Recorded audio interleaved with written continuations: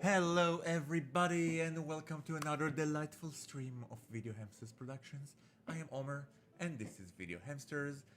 What it is that we do here, you might wonder. Well, I'm a variety player, but lately I've been focusing more on gay erotic visual novels, also known as bara games. So if that kind of stuff sounds like something you could relate to, then now's the time to follow and like this channel, because we are about to go on a wild ride, because today we have a special game that is very dear to my heart called Canticles. Why is it dear to my heart? Well, first of all, because it's created by one of our followers, Void Mammoth, who's been an amazing supporter of the channel. And second of all, because Void Mammoth has done such an amazing job with this game that I have to admit that I am completely hooked and I want to know how the plot progresses. In fact, I am so hooked. Exactly. Round of applause from Void Mammoth for creating such an amazing game, and I will drop a link to his socials in the description. So I do highly recommend for you to go check it out. But beside that, I've been thinking about this game non-stop and like how well invested I am in this game. I actually went and subscribed to his Patreon to get full access to Chapter 2. Alright? So today we will be playing Chapter 2. And I had to go back because every time you download the new version, so the old saves don't work so much. So I had to go and redo some of the games. So I will catch you up on where we are. Also, for those of you who are new and are watching live, mwah, I love you so much. Say hi, raise the roof so I'll know who you are. And for those of you who are watching offline, I will leave timestamps in the description so you can jump right to the juicy parts. But boy oh boy do we want to do the whole ride, because Void Mammoth has done an amazing job with this game. Juji, hello, how are you, dear stud? How's everybody's weekend coming along? Mine has been very well. I don't know if it's been a very busy weekend with a lot of events. So today I took the day to kind of like relax and be with myself. I'm gonna meet with some friends in the evening, but the day was just me and Heidi. I went to the gym. I got some of my packs in order, and we are good to go. Bane, hello. Don't you think that I didn't notice all of the different sound effects that you played? And also, correct me if I'm wrong, I saw that there were actually a guy that subscribed to the channel while we were offline, so I need to check this. If you subscribe to the channel and you're watching, let me know and I will give you a special shout out and a celebration. But also, guys, before I went live, I didn't realize how badly I need to pee. So I'm gonna go quickly pee, and I'm gonna leave you here with Heidi, also known as Carpet. Heidi, entertain the guests. Thank you. Be right back. Okay, I am so sorry. How irresponsible of me. I am going to edit this out in the editing room. Alright? But meanwhile, let's read and see what you guys had to say. Juju says, big stretch. Oh, Heidi stretched and I missed it. She stretches only once like 3 hours. It's an event. She's the best girl she is. The modern dog of leisure. I don't know if I told you guys, but last weekend was the annual Great Greyhound Walk, Global Great Greyhound Walk. So like people from all over the world take their greyhounds out to the local parks and they walk together. So I went there with Heidi and my husband, and there were like, I think we broke a record. There were close to 150 different greyhounds, and it was just wild. Let me see if I can find pictures to show you.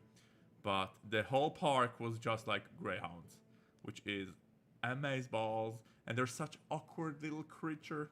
It's like socially awkward clan. There they are. Just like a bunch of little snoofers walking around the park, sniffing each other's butt. Couldn't hide his butt. Wait, I did a longer video. There we go. No, I'm terrible at this. There we go. So this is like the park, hiding all of the pooches. So many log schnots exactly. Not the butt pics. Well. Maybe I am a furry after all. So we had all kinds. We had the big greyhounds. We've had the whippets, which are the medium side. We had the Italian greyhounds, which are the tiny pocket greyhounds.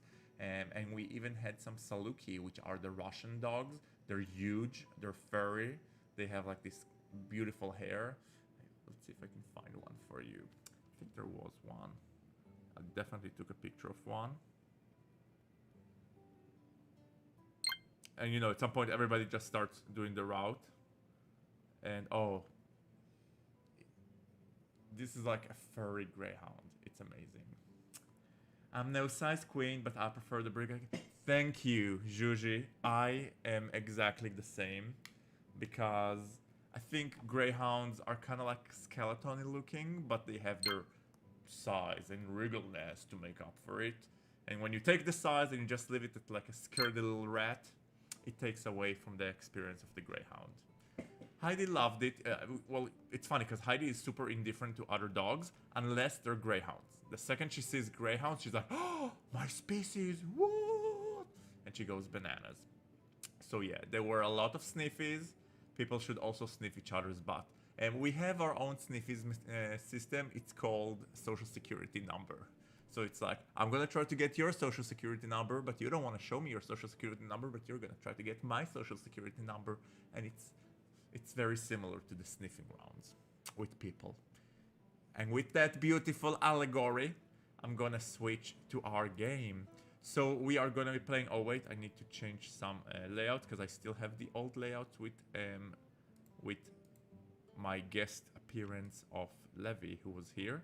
So I just need to trim it down, because you don't need me that big, or do you? And let the shenanigans begin. And let's choose our window capture. We are going to be playing Canticles. Butts are like social security, gotcha. Important note, you learn something new on this channel every day, and it's super important. There will be exam. Any foo-foo? So, we're diving into Canticles. We are continuing chapter 2. I'm going back a bit before where we start last, because I found a secret Easter egg. It comes at the cost of renewing our friendship with someone else. So I'm gonna show you the Easter egg, then we're gonna pretend it didn't happen, go back to our regular save. Okay? So, right now we finished our second day at the Priory. And we need to decide who we want to sit with. We can either sit with Jude and Luca, or we can sit with Soran and Rahen. Now, I did a little poll on my channel. I do a little image polls. Who's your favorite character? Who do you want me to romance next? And Soran won by majority, and I don't blame you. Soran is an incredibly attractive guy. I personally prefer Rahen or the Prior, but I can see what the whole fuss with Soran is about. So we are going to be romancing Soran in this game. But for now, to unlock the Easter egg, we need to sit with Jude and Luca. Even though Jude and Luca, I like them both, but they're more like girlfriends than they are love interests. But I'll show you why. Bane says, is it right that says you're playing Dead Dating on Twitch? Well, because there's no visual novel category, and I hate to use the demos and games and demos, so I'm just using the closest thing to a gay erotic visual novel that Twitch has to offer, which is Dead Dating. So if you came for Dead Dating, you're not gonna be disappointed by Canticle, because it's very similar concepts. Although I have to say that Dead Dating is more pretty and sparkle and fun. Like, Canticle is more profound, better dialogues and better characters, in my opinion. Although I have become quite emotionally attached to some of the Dead Dating characters, I have to say. But it's more on the goofy side, and this is more on the mystery, profound side. Let's sit with Jude and Luca. As always, I will be narrating the characters. You approach a table where Jude and Luca are sitting. As you do, Luca scooches over to make room for you. Hey, Gaggy. Oh, I changed our name from Peachy yet Preachy to Gaggy. Hey, Gaggy. Jude was just telling me about how good of a kisser you are. And now he's merciful Alethea, Jude. But no, that was it. We're not shy. We're not timid. We will not be intimidated. Oh, I want to hear this. Ha! I was just fudging with you, but good to know you're game to talk about it. We were actually just talking about a rumor I heard about the Carrels.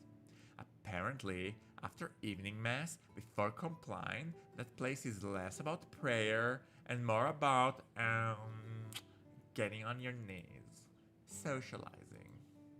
After neither you nor Jude reacts for that for a second, Luca adds, cruising. Cruising? Where? There's no water there. Luca and Jude exchange a brief... Oh, the screen is frozen? Oh no, hold on. Let me see if I can fix this. Can you see it now? Yeah, I see that the screen is fixed. I wonder why it happened. I'm curious why it happened.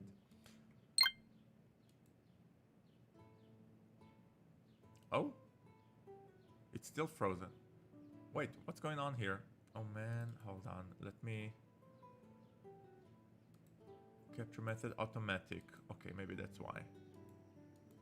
No. What is going on here? Every time I click on it... Oh. Alithia, bless your little heart, brother Gaggy. Can you see it move? No. It's working for you? Because for me, when I see the preview, the captions are not moving for some reason. So I'm curious. Let me see. Hold on. Can you see the text moving? Who's speaking right now? Let me... It's fixed now? Okay. Are you Oh, yeah, okay. Okay. Alithia, bless your little heart, brother Gaggy. Yeah, not cruising the seven seas, man. Cruising for some hot fun with your fellow brothers, you know?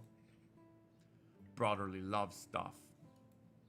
Merciful Sahelia. Exactly. They worship Sahelia really hard over there from what I heard.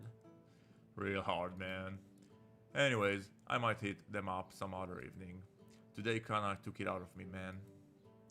Those goats killed me, and then the 2 hours of walking through the pasture. Still frozen, gosh darn it. Wait, I think it's the game. Hold on. Let me try. There's something weird with the game. Let me try to go to settings. I will change it to window. Ah, no. No, what is going on here? My cursor refuses to move. No. Okay, settings. Windowed. Oh, okay, I think this will be better. Can you see it now? Is it fine now? I think it's fine now. We'll see. Those goats killed me, and then the 2 hours of walking through the pasture. Didn't think it would be this physically rough. See, that's what I was saying this morning. They're really got us running around shoveling shit. It's a bit much, yeah. They both nod. You spend the rest of the dinner in congenial conversation, whatever that means. After even mass, is this evening mass or even mass? After even mass, you return to the cloister. I'm tired from the day, but I could do one more thing before complying. Yay, K-Fix for real, yay! And now, guys, so I went to the in the actual gameplay. I went to the infirmary, and you get a very big clue there.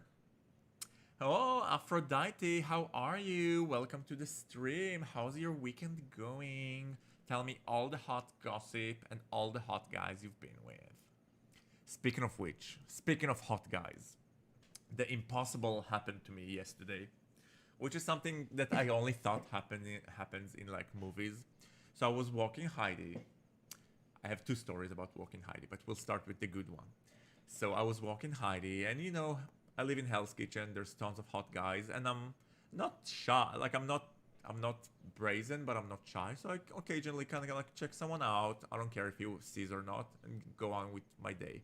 And suddenly I see like one of the most handsome guys I've seen just walking towards me, He's like this beautiful mocha skin guy with curly hair and like broad chest, and I'm mesmerized by his chest. And then he smiles at me, and I'm like smiles at him. And then he says hi, and I'm like hi. And then he stops me. He's like, just want to tell you, you're so handsome. And I'm like, I'm handsome. You're the handsome one. And like both of us continue walking past each other. And I'm like, wait, that's a missed opportunity. And then I stop with Heidi. I look, and he also stopped. And then we go to each other. And it's like, hi, what's up? Yeah, you're very hot. Can I have your phone number? And we exchange phone numbers. We exchanged Instagrams, and we might meet. I told him like, listen, I'm married, so don't expect too much. But it was a very magical experience that I didn't think happened in real life. Like nobody ever, like I don't think I ever recall somebody like stopping me in the streets to tell me that I'm handsome and exchange phone numbers. So that's my little interaction from the weekend. But I know you guys aren't here to hear me talking about my lack of sex life.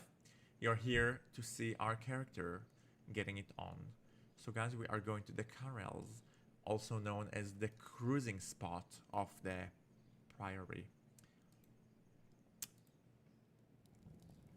You step into the Carrels and walk through the dim hallways. And wait, okay. From the wooden cell to each side of you, you see and hear dark shapes shuffling around. Some of them catch your eye. Okay, and now what they did, and let me turn myself a little off. I will turn off my cam for a second, so you can see this guy who's checking us out. More new brothers coming to the Carrel soon. Let's say hello to this young fine brother. A young brother smiles at you as you enter the Carrel. Hello, brother. Wanna play together? Actually, I have to say he kind of looks like the guy that stopped me on the street. That's hilarious. Emmett, age 25, height 5 inch 11, specialty illuminator. Position, versatile. Bio, Ilithian by day, Sahelian by night. Up for pretty much anything. Hanging in the Carrels most evening. And now we can either worship together or live. Jordan Fisher. Wait, I wanna read it for a second. Jordan Fisher. He does kind of look like Jordan Fisher. He does, now that I think about it.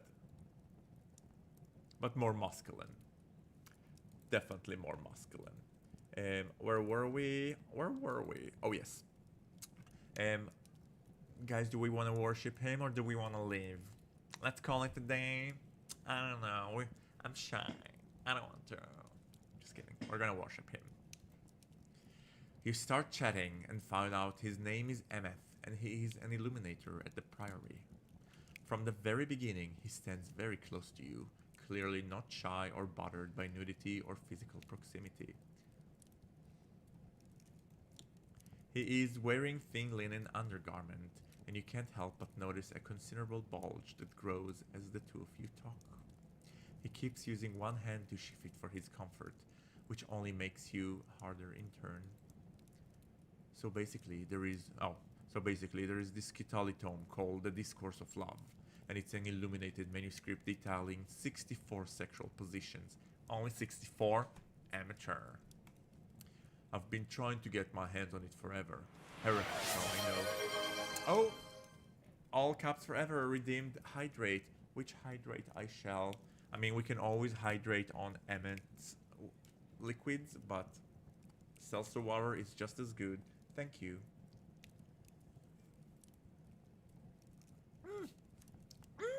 Diarrhicious. Let's make a deal. If I find it, I'll illuminate it and you transcribe it. Deal. I'll be on the lookout. I guess all we can do for now is brainstorm some of these ourselves. Right, guys? And this is the part where the old faithful censor bar comes up. And as you guys know, Twitch and YouTube have very strict policies about nudity. But fear not, because your faithful self will take screen grabs of all the images, and if you want to see them, The link to the Discord will be in the bio. Oh, you know what? Let me just put it now, so you'll already have it. You can join the Discord where I am posting all of the non-censored images. And for those of you who really want to go all the way far, you can also check out my Patreon, where I am posting all of the non-censored images. And trust me, people, it is la juicy. Oh. Wait. Ah, why is it so... Nothing is working smoothly today. Okay. And I will pin this so you guys can always access this. And for those of you who are on Twitch, I will also put it on Twitch. Woohoo! Alright. Are we ready for some action? Also, guys, if you made it all the way here and you're not yet following or subscribing, hello! Now's the time to follow and subscribe. And also to give this video a thumbs up if you're watching on YouTube, because it really helps with the algorithm. Okay, let's start our prayers. I will be narrating both of them. It's kind of a no-thrill, get right down to business kind of guy. I hope you are too. What are you feeling like tonight? Guys, I will give you 20 seconds. You get to choose how you want us. Do you want us on top, or do you want us on our knees? First one to write in the chat. We'll see what the mood is. Meanwhile, I'll turn on the heater here because I'm the AC because it's hot today. Hey Google, AC power on. Praise Sahilia. And let me know, do you want us to be top or do you want us to be bottom? Bane knows what's good for us. Bane knows what's cooking. Right, we are. Anyone else? Anyone wants to object? It's like a wedding. Anyone wants to forever hold their tongue? Penurul says, your title says knees, so let's start kneeling. Alright. Kneeling we are. Let's get physical. The Carrels were silent, but for the hushed candle flame and the distant echoes of compliant prayers and other worship dissolve into the wooden corridors beyond here. In the dim alcove with the scent of parchment and old ink thick in the air, Emmett stood before me, his breath unsteady, his hands trembling slightly where they rested against the worn wood of the panel behind him.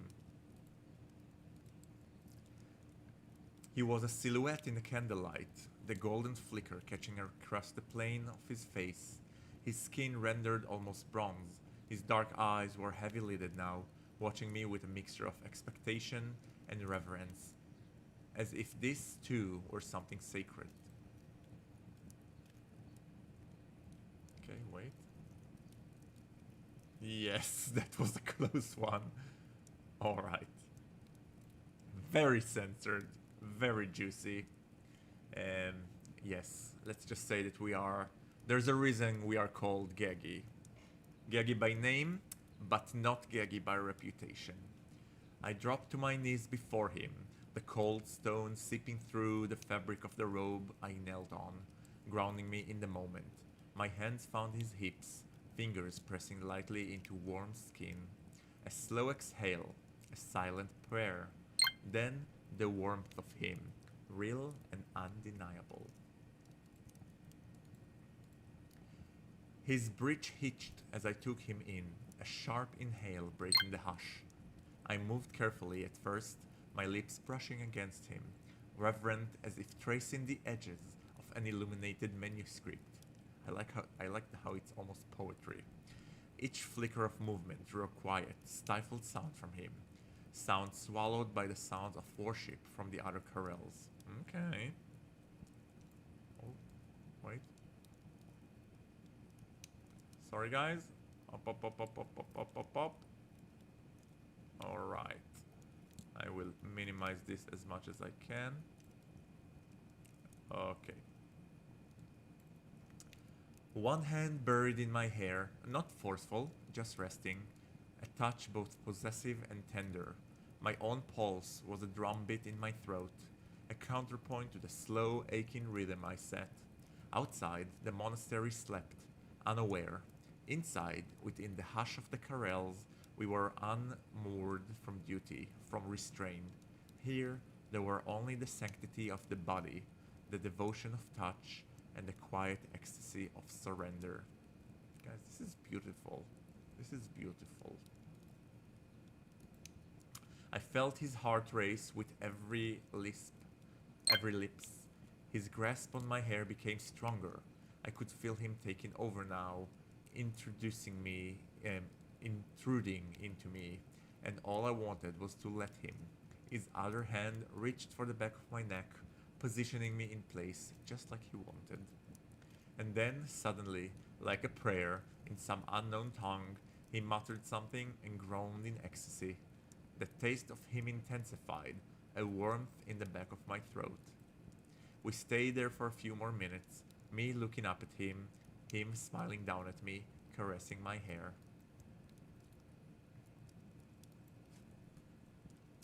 Guys, as he said, that was wonderful, Brother Gaggy. Let's see what you guys had to say.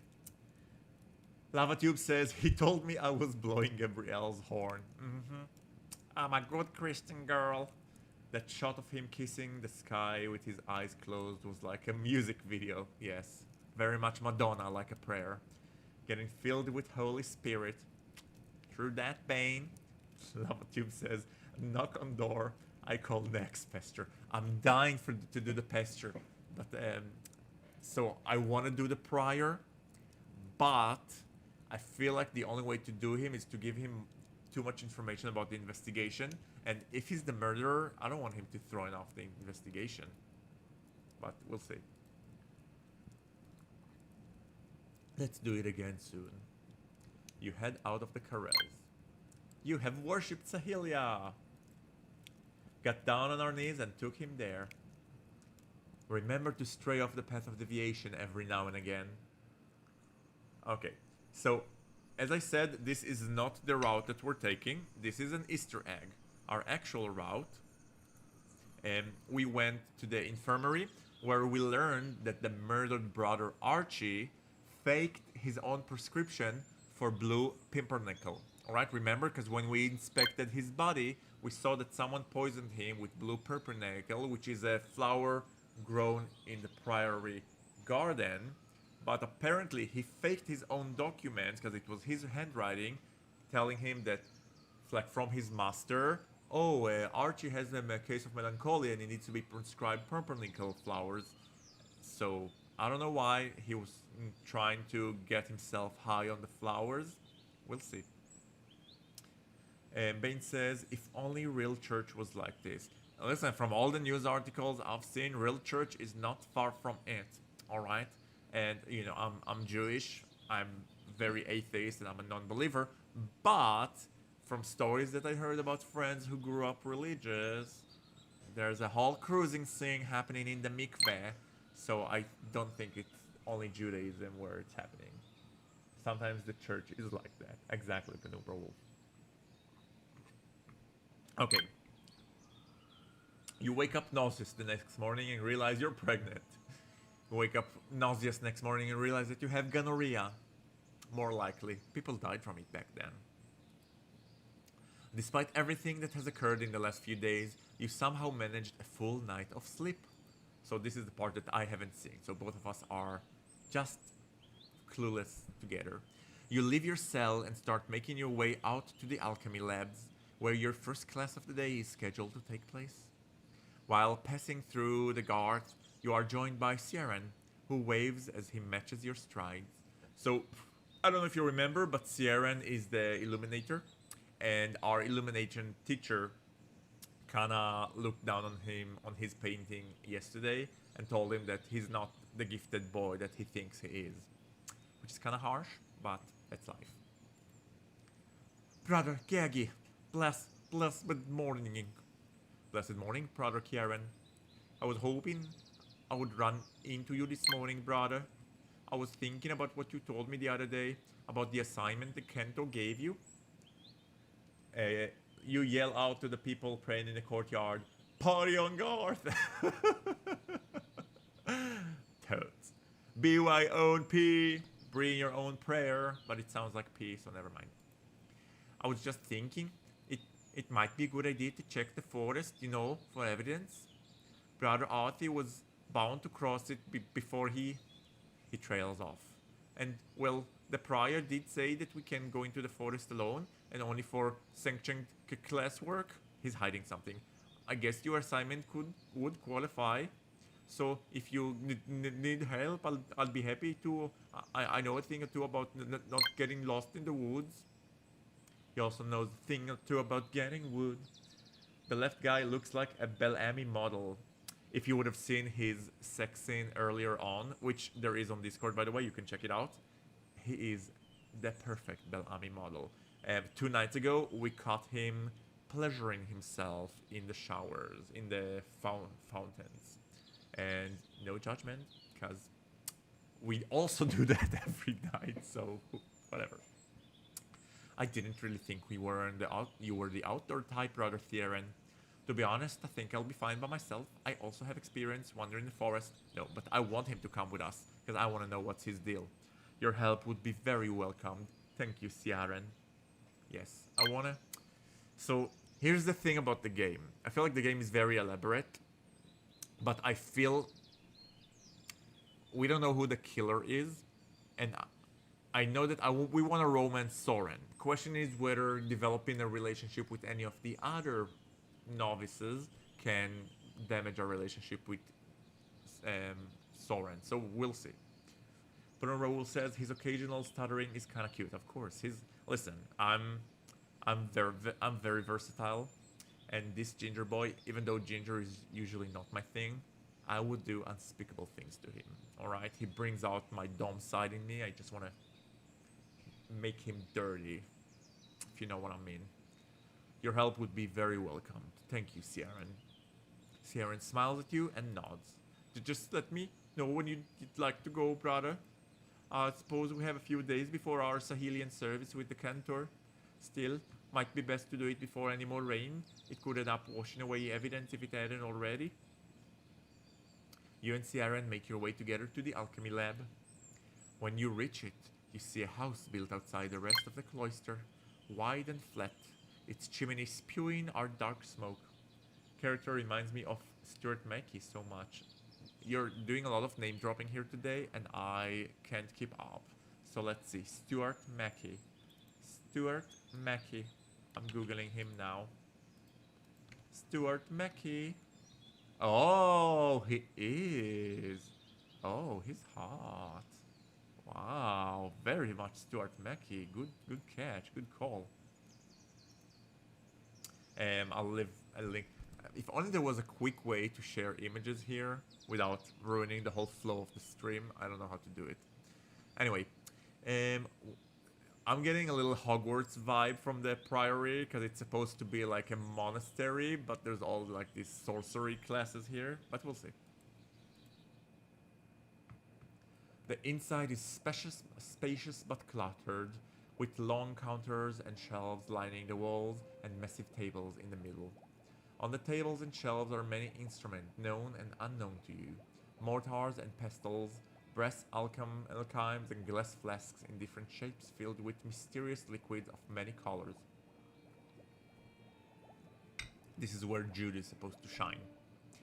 It's pronounced Laviosa. Duh. Framing the large room are two massive Athenors, alchemical furnaces, feeding their fumes out into the chimney. The smell here is a mixture of the generally pleasant flesh and dried herbs and wood smoke, with subtle undertone of some pungent regiment unknown to you. You see the other novices gathered there already, all but Jude, the apprentice alchemist, who is conspicuously missing. I just said that Jude is supposed to shine here. After a minute or two, you hear the shuffling of paper and the sounds of wood hitting stone tiles, and as the small doors to the adjoining study open, you see that it's the sound of a cane hitting the floor. Penumbra Wolf says, Leviosa. An ancient man, ooh, scary. An ancient man you might mistake for a vagrant of some kind comes out, throwing everyone gathered in an irritated glance, as if you had an impeded on his own domicile and had no business being there. As he does, the room goes quiet, except for the bubbling of cauldrons in the background.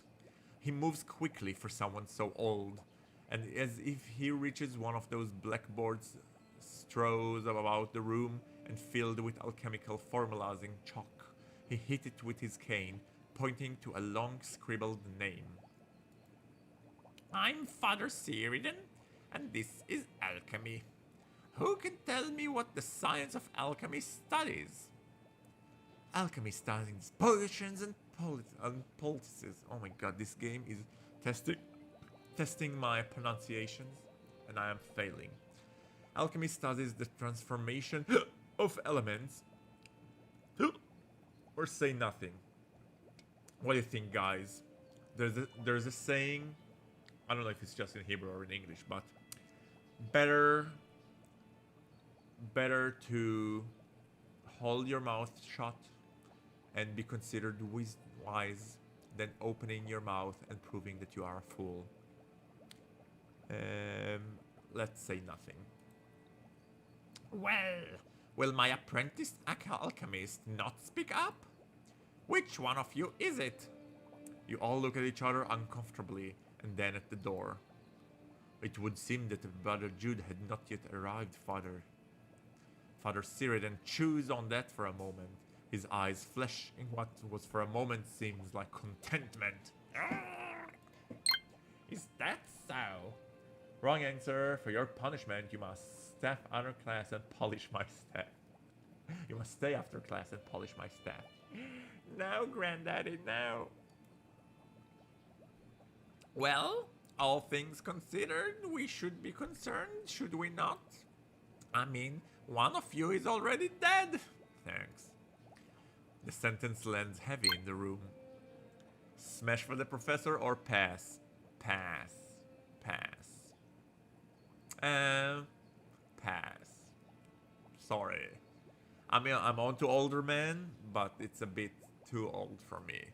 No judgment if it's your type, but for me it's a bit too old. We should make sure he has not got the way of the apprentice parchmenter. You! To your terror, you see a bony old finger pointing at you. Go to my apprentice's cell. Make sure he is alive. Yes, Father. You dash out of the alchemy lab. You rush back to the cells, and straight to the cell you know belongs to Jude. I feel a sensor bar coming up. Let's test this theory. You recoil in horror, realizing it was not in fact a finger that was pointed at you. Bane says Snape was hotter. True that. Alright guys, I'm gonna put the sensor bar just to be on the safe side. And we're gonna barge in, of course, motherfuckers. Barge in. You open the door and barge in.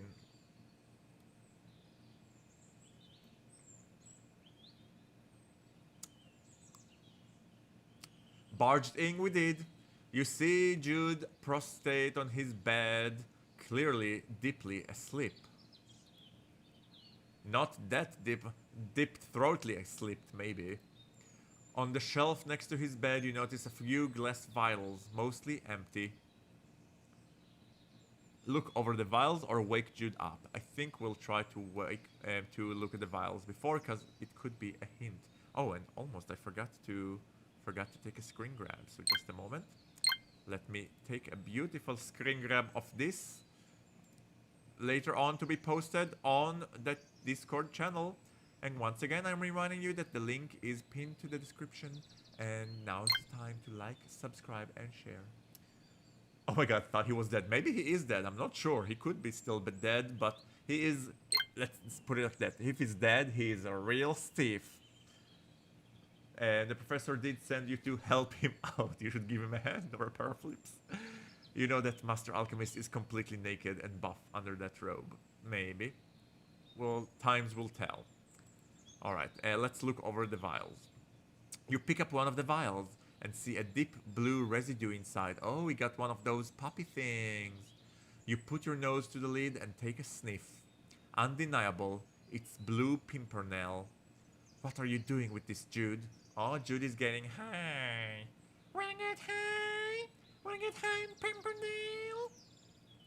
Okay, so here's my theory. From the little that I gathered from the game so far, looks like there's a network of drug smuggling in the priory of this pimpernickel drug, and all the novices are getting high of it. The guy who was murdered was involved in distributing it, but I'm not sure if this is the reason he was murdered. I think it's a side plot. I don't think it's the main reason for him to get murdered.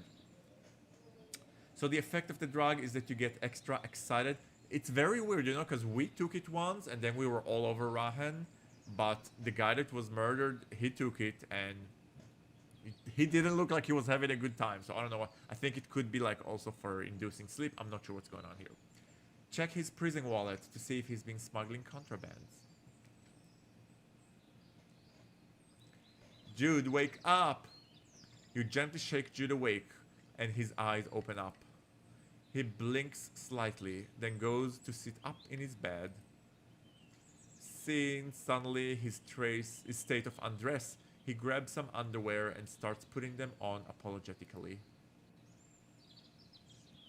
Oh, he's buff. Jude is buff. Let's take a screen grab of this. Nice body, Jude. Good job, Jude. And let's take also one with the scenery. Guys, how are you? What do you think of Jude? Smash or pass? Let me know. I'm adopting your Bane. I'm adopting your phrase. Smash or pass. I used to do like a scale of 1 to 10. Feel free to do a scale of 1 to 10, by the way, if you want. But also a smash or pass. Hey, Jude. Don't keep me up. Fuck. It's bright out. Did I oversleep? Confront Jude about the vials. Do we want to confront? Are we the Debbie Downer that's gonna be don't do drugs are bad? Okay, don't do drugs. Do we want to be that with Jude, or are we gonna let him be? I'll let you guys decide. What do you think we should tell him? Delicious. Oh shit! I spilled coffee. I spilled coffee. I'm not even drunk. Smash 10. Penumbra, you are horny today. Good for you. I would also smash him. That body, bro. Oh my god. Oh my god. I should start being more serious about the gym. I feel I've neglected myself. Guys, you're being awfully quiet. Are we doing the Debbie Downer route, or are we doing the yeah, drugs are so awesome route? Alright, I will choose. Let's not bring it up. Actually, if we confront him, we might get some extra information. Let's ask him. Jude, why do you have multiple vials of blue pimpernel in your cell? Jude's eye darted to the empty vials next to his bed, and he positioned himself awkwardly to block your sight of them. It's just anxiety meditation, man. I get anxious sometimes. You see him immediately struck with a pang of guilt as he looks at you. Listen, man, that's a lie. I just like to partake sometimes, you know? It's no big deal, and I have it under control. Sure, Jan. I promise. There is a long pause. Could you please just promise that you won't snitch on me, man? Fine, I promise. Thanks, man. I guess I overslept a bit. Yes, come on, we need to hurry. Father Cyrodian is already not in the best of moods.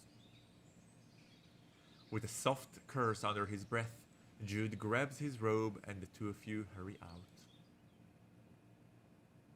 When you get back to the alchemy lab, you see the others have already started on their assignments.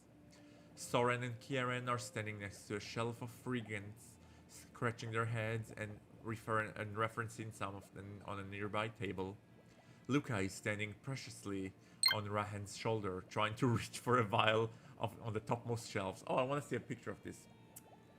His broski attitude doesn't really fit his nerdy appearance. I agree, but you know, there's a whole genre of like bro nerd, which is becoming very popular recently. It's like nerds that have built body and are kind of like bro. One of my best friends are like this. He's like very nerdy, but at the same time has like this perfect body and like this bro attitude. So it's making a comeback. It's making an appearance. It's becoming more and more common. No, married. They're a very attractive couple. I'll put a picture of them in the Discord.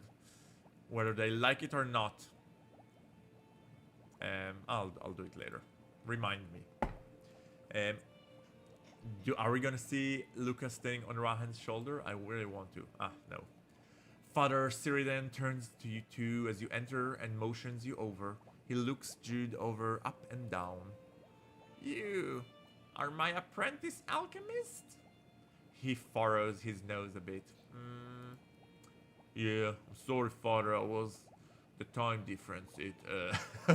Is he really gonna blame it on jet lag? Sure. You are Irving's apprentice, weren't you? Oh, yes, you're a former apprentice, if I understand correctly. So that means you came here from Callahan. Yes, Father, Callahan is directly south of here. No time difference, brother. Jude swallows audibly. Yes, I guess not. I am an alchemist, brother Jude. You know this, yes? Jude gives a slow, uncertain nod. My eyes might be going, my hearing isn't what it used to be, but my nose, brother, my nose is doing just fine.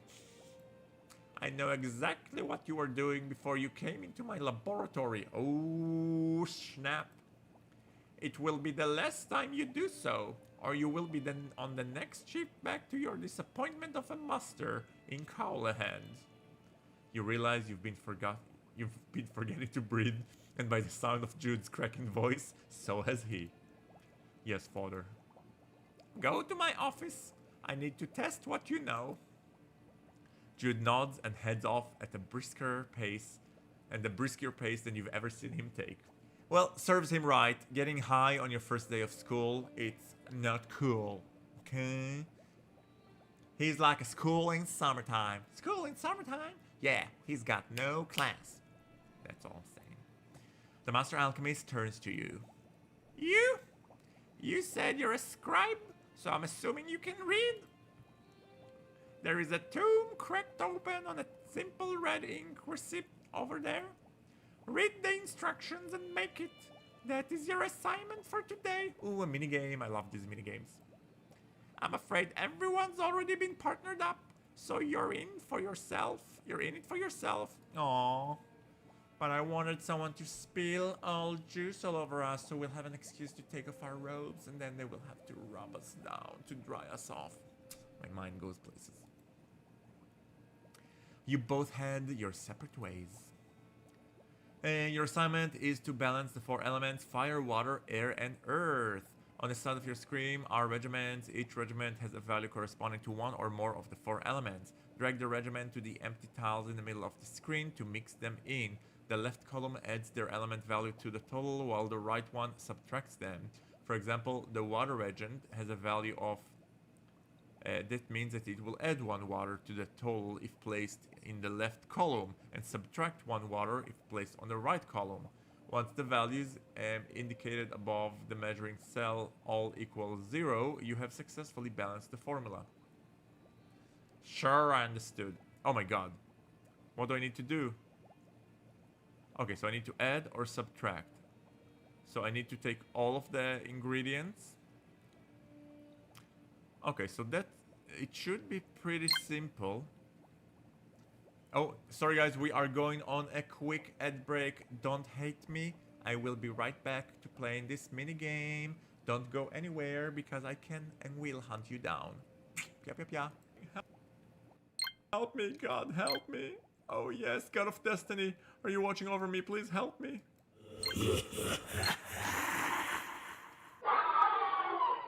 Super creepy scene. Ring around. Oh? Is it the summer gay dating contest? Yes, yes. How did you know? Are you? Yes, I'm also participating in the contest. Well, how about that? Wow, are all the contestants as tall as you? Now, if that's the case, I'm not confident enough to take part in the contest. Don't say that. Physical appearance is Ouch. not that important. You have Just your because own you're strong an Ago points. doesn't mean you don't have a chance. It turns out that you're a greedy person, as you want to be surrounded by a group of handsome guys. Oh, he hurt me! It's Carl! Carl? How did you get here? I hadn't seen you for a while, so I just assumed that You're you such a couldn't keep up with sweetheart. us and looked back. Aww, I'm touched. I thought nobody cared about me. I didn't expect a bank manager to be such a delicate person. Really quick. The competition hasn't officially started yet, and you already have started flirting with my cutie Carl. I would do shag a pork, sister. As the host, you shouldn't be so selfish. Stop nagging. Carl, you have to be careful with this little slut. Don't let him get you. Excuse me? I'm not a slut. I'm slutty remastered. Alright guys, thank you so much for waiting. And for you who ran off during the break, let's see. Oh, none of you ran off. Good for you guys.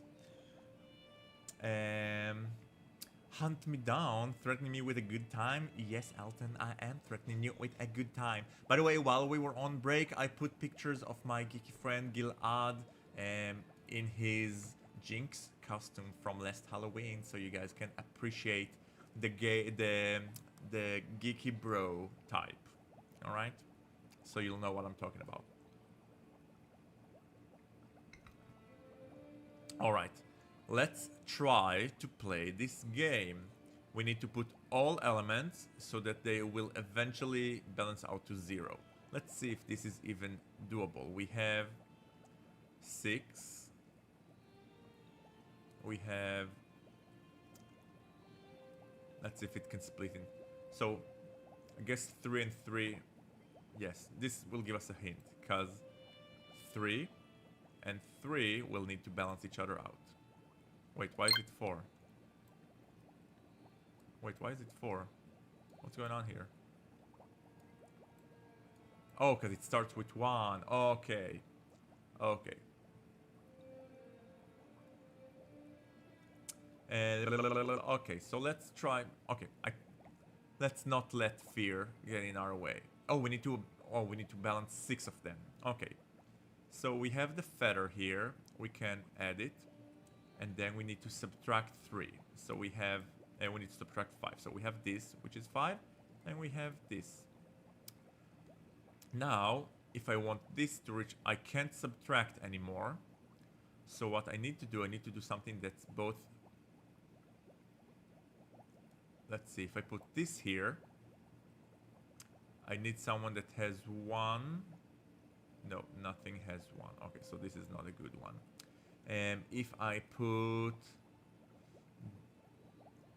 this here, I can put something that has 4, and now I just need something. Oh no, I still need something with a -1, so that's not good for me. What about this? No, wait. Okay, from the start. I need something that will get rid of these 2. So for this, I have this. It puts them at a negative. And then I can, for example, put this and balance it out with...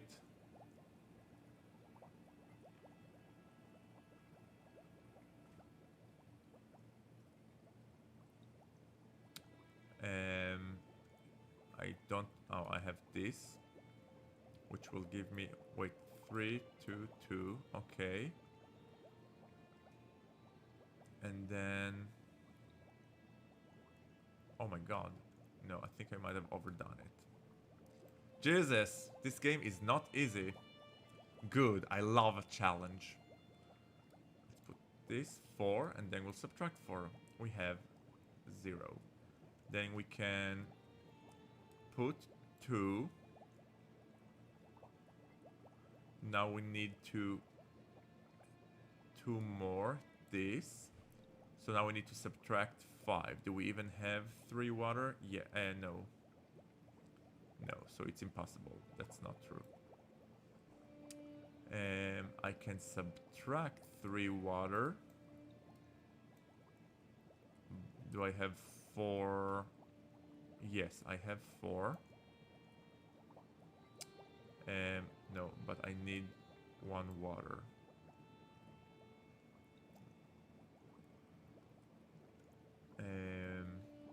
Oh my god, this is hard. Okay, so maybe this is not good. Let me subtract 1 water. No. Subtracting 1 water is not gonna help me. Unless...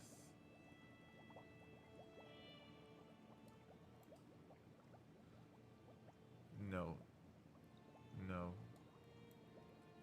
No. No, no, no. Okay. There's gotta be like an easier way to solve it. I'm probably just making it more difficult than it needs to be. But let's take this out. Let's take 4 out. We can add 1 water. No, we need to add way more.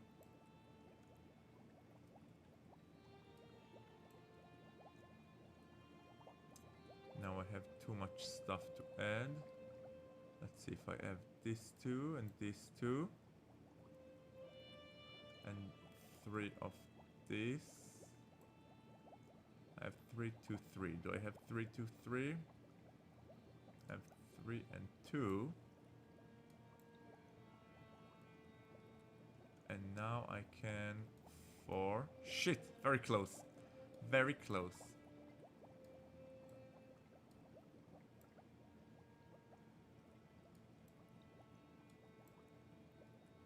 Okay. Do I have 2 and 1? 2 and 1. I have 2. I don't have 1. No. No. This is hard. Do you guys want to give me a hint?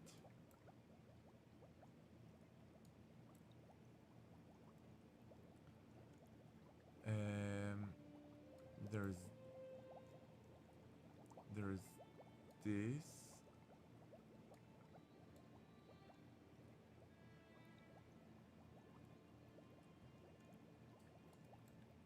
There's this. And then... Oh, if I find 2, is there a 2 here? Shit! Shit! I was close.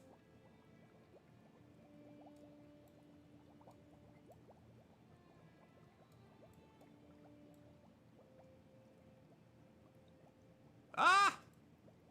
I am going bananas here. This shit is bananas. Ba ba ba ba ba bananas. Okay. I need something that will give me 1 less of this, 1 more of this.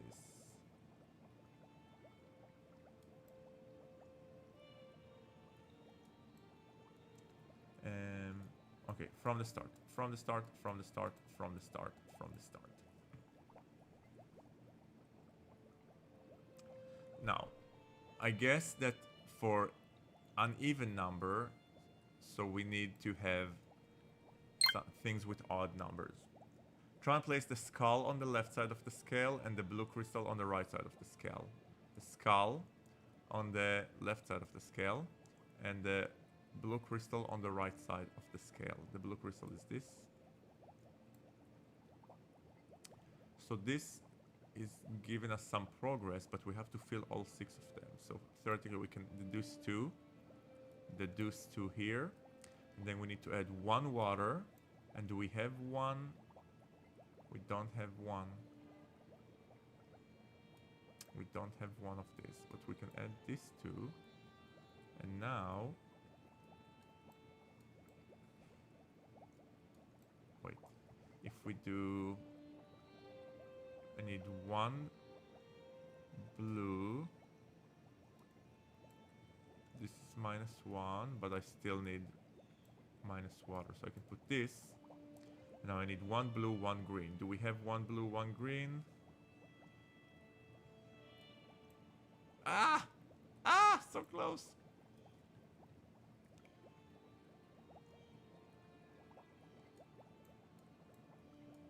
This game has defeated me. I really hope it doesn't measure time.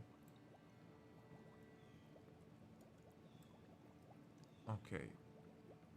We still need water here. Water, water, water, water, water. Water.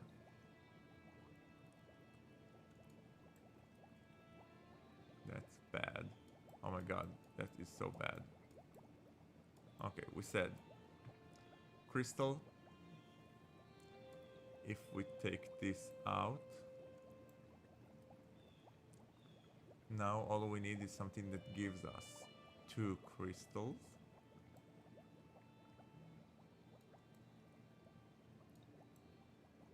No.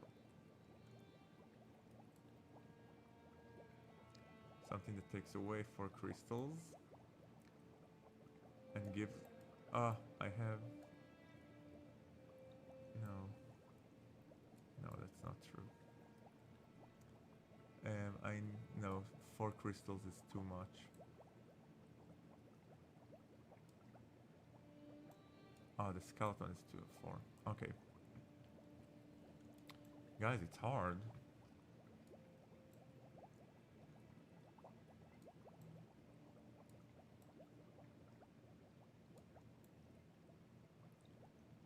Can I get rid of this amount of just blue and orange? So I have this. Do I have 3 and 2? No, there's no 3 and 2. That's not true either. This is one of the hardest games I've had, and I feel like a freaking idiot.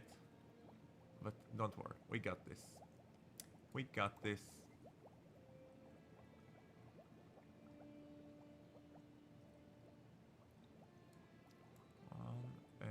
Do we have 1?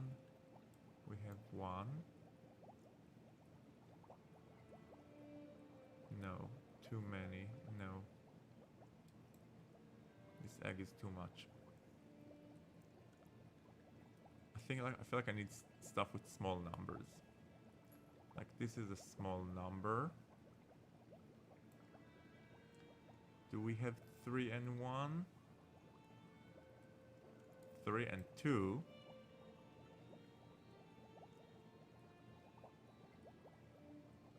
No, that's not good.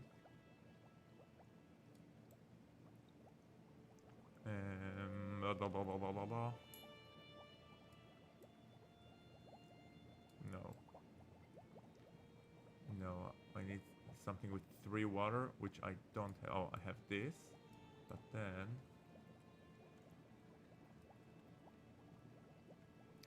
3, 2, 2. Can I fill 4 here? 4, 1. Oh my god! Oh my god, you guys. Oh my god, you guys. You successfully balanced the elements, and it only took me 50 minutes. You gain 2 alchemy points. Thank you, Bane. I think I deserve this. Okay? Okay? Good for me. You turn around to see how the other groups are doing. Luca is sitting on one of the tables, swinging his legs and whistling, looking through the window as Rahan seems to have finished up their assignment single-handedly with time to spare. Soran and Soran are staring down into the abyss of their cauldron with looks of their faces of two brothers in arms who've just seen battle. The door to the study swings open, and Master Cyriden comes pouring out, cane clicking, a pale-faced Jude trailing behind. Oh, he ripped Jude a new one. Alright, let's see what the damage is. Cyriden approaches Soran and Soran Cauldron, take a sniff without even looking at it, and frowns. Brothers, the assignment was red ink, was it not? Yes, father. And if you were to reach for red ink in your scribing or illumination, what color would you prefer it to be? Kieran takes a deep breath. Red, father. And would you call the thing in your cauldron red? Well, some linguistic studies have shown that different culture perceives the color red in different ways. What a bullshitter. Soran having those Clark Kent vibes. Yes, yes he does. Would any of those culture perceive the paste lining of the bottom of your cauldron as red? No, father. I see.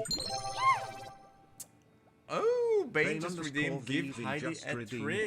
Just in time, Heidi. Heidi, you're gonna get a treat. Heidi, come. Heidi. Heidi does not trust me. Whenever I'm too sweet to her, she's always suspectful that I'm gonna, and that's like her biggest nightmare is that I'm gonna pick her up. But I'm not gonna do that because I'm respectful to my dog. Heidi. Heidi, come girl. You got Fritzes here. You got Fritzes. Black cattle.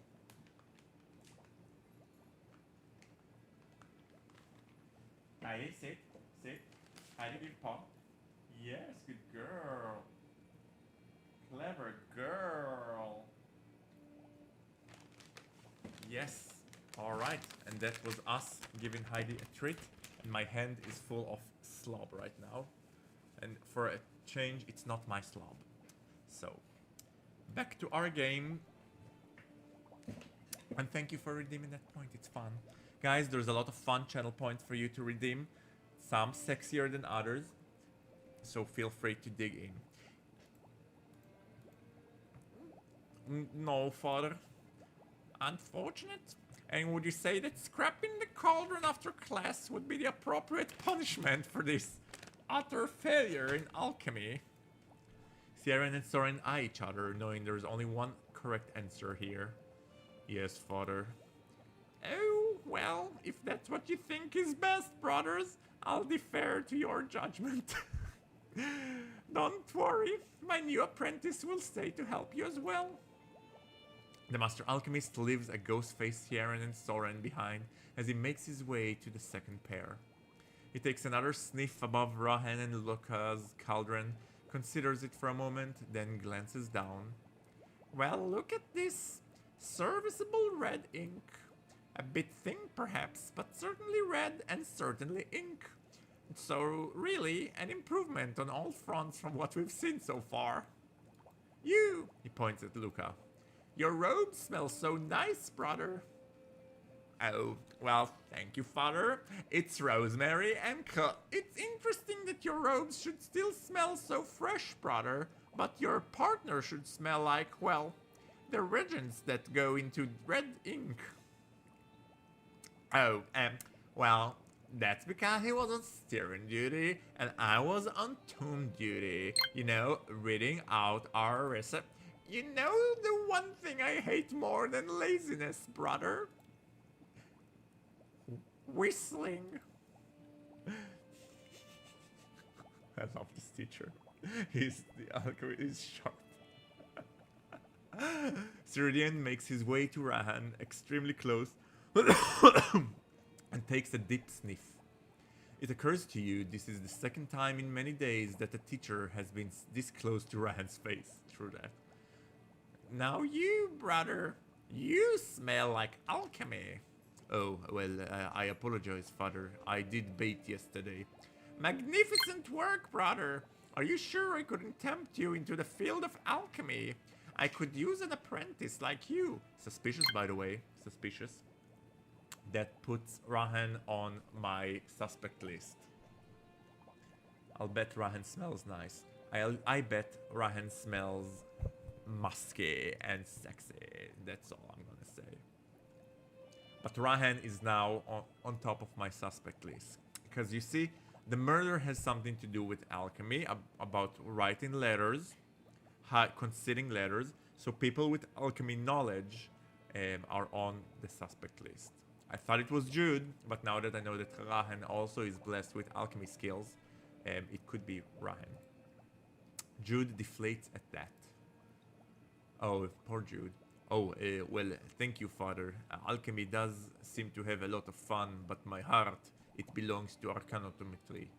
Or this word that I cannot say. Well, keep up the good work, brother. The Master Alchemist makes his way to your cauldron. He takes a sniff, and the tiniest smile spreads across his face. What's your name? Gaggy, Father. Brother Gaggy, congratulations. You have made red ink. It is a viable trade good of adequate quality. In fact, you could bottle it and sell it. Yes, here. He flashes a silver coin and tosses it to you like the cheap whores we are. You might have used my regiment, but it was your labor. Should you wish to make more, you know where the lab is. So apparently we can work. We can do like mini games to earn coins. But I don't know if earning coins is really necessary here. Class dismissed. You head out of the labs with Rahan and Luca, throwing a sympathetic look to the rest of the novices. Today's early meal is a grain and vegetable pottage, a simple meal, but clearly well thought out, with a depth of flavor grained by some elusive spice. The master cellarer does it. The master cellarer does it again. Maybe he's cooking the students.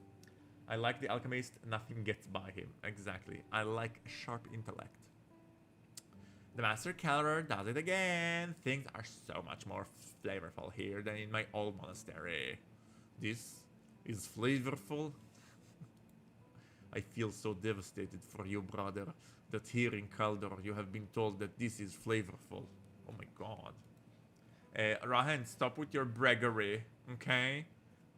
Luca laughs at that. Still can't believe that old fart let me go without scrubbing, though he was onto me. He was definitely onto you, Nathir Luca. I think he just disliked everyone else more. Meanwhile, Brother Rahan here can seem to do no wrong. All these instructors tipping over each other to praise you. Oh yeah, I remember that. If you guys remember from yesterday, during the art class, so Rahan drew like a picture, like a 5-year-old, but the instructor was like, this is beautiful. This is like nature from the eyes of a person seeing it for the first time. It's like, sure. You'll have to tell me how you do it sometimes. I was surprised by Father Aki's praise yesterday, and then today I did find I have a certain knack for alchemy. Not my kind of science exactly, but some skills from arcanometry are transferable. I hope I am not coming across as a, how do you say it in Kaldori, a man who is always attempting to make good with the teachers. A lucky brown noser. And no, I don't think so. And even if you were, don't apologize for who you are, Rahan. You're like slaying it. Besides, Gaggy here is snapping at your heel. All the instructors seem to love him too. You all continue eating and making conversations. What do you think was going on with the Natir Jude this morning? Oh, that's right. Almost forgot about that. Gaggy, spill. We are not going to snitch on Jude because we are a true compadre, right? Sorry, pardon my French. Alright. I guess he just overslept. That is unfortunate, especially since it was alchemy this morning. Ryan plays with his pottage, clearly thinking about how to ask you something. Natir Gegi, I was wondering, should we maybe get Brother Luca involved in, you know... Luca immediately perks up at this. Involved? Involved in what? I want to be involved, whatever it is. Whatever it is, involve me in it immediately, please. I was going to tell brother Luca anyway. Threesome, yes, yes. That's gonna be a very hot threesome. By the way, isn't Luca pretty similar to my friend from Friday? He looks just like Levi, which is insane. I sent it to Levi and I was like, Levi, this is your doppelganger. I don't know if you remember, but Levi and I played Phasmophobia on Friday, and he looks just like him. His hair is... He cut his hair so he doesn't have a curly anymore, but when he has curly hair, we're duplicate. Alright, let's tell brother Luca. It's too late now. Oops, I spilled my holy wine on your robe. I guess I'll have to defrock you. Ooh, I love this word. To defrock. Wow. I am so in. Whatever you need, Gaggy, I'm in it. Do you think brother Luca could have been the murderer? It would have been a nice twist, because he's like the least suspicious. I can be a distraction, or bait or something. Or masturbate. Bait? For the killer, obviously. Just little old me strolling through the forest, singing my heart out. Meanwhile, you all behind the trees, lying in wait, and then when he appears, bam! You pounce. What if he pounces first? We'll figure it out. You all finish up your meal and head out to morning mass. After morning mass, you have some free time. What should I do before mid-mass? Oh my god, it's always so hard to choose. Oh, I can... What is Go Caves? Okay, so I could do one of the mini games and earn cash. I don't know if there's any element of plot in it, so I don't think we're gonna do it for now. What is the vestry? Oh, that's the laundromat. I wonder if there's anything to do there. Oh, there's the golden robe guy who was on his knees with the prior the first day we came. Or we can go to the caves, which will promote the plot. I think we're doing plot now, so we'll definitely promote the plot. But I am curious to know what's going to happen if we... Wait, let me...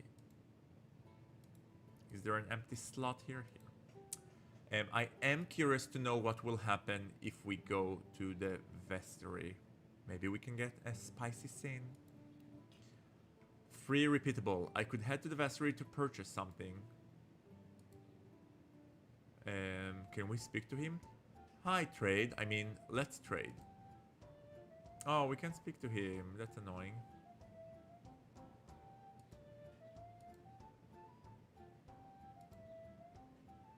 No, that was lame. Oh, but it also didn't cost us anything, so I guess we can always do that. I want to see how the guard looks like, just for a second.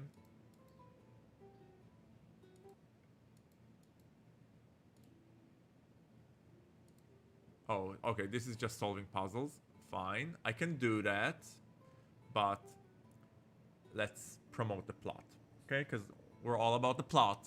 I'm all about the plot, won't worry. Okay. Repeatable until he trains. I could head into the forest to check if there's any evidence there Brother Artie could have passed. Yes?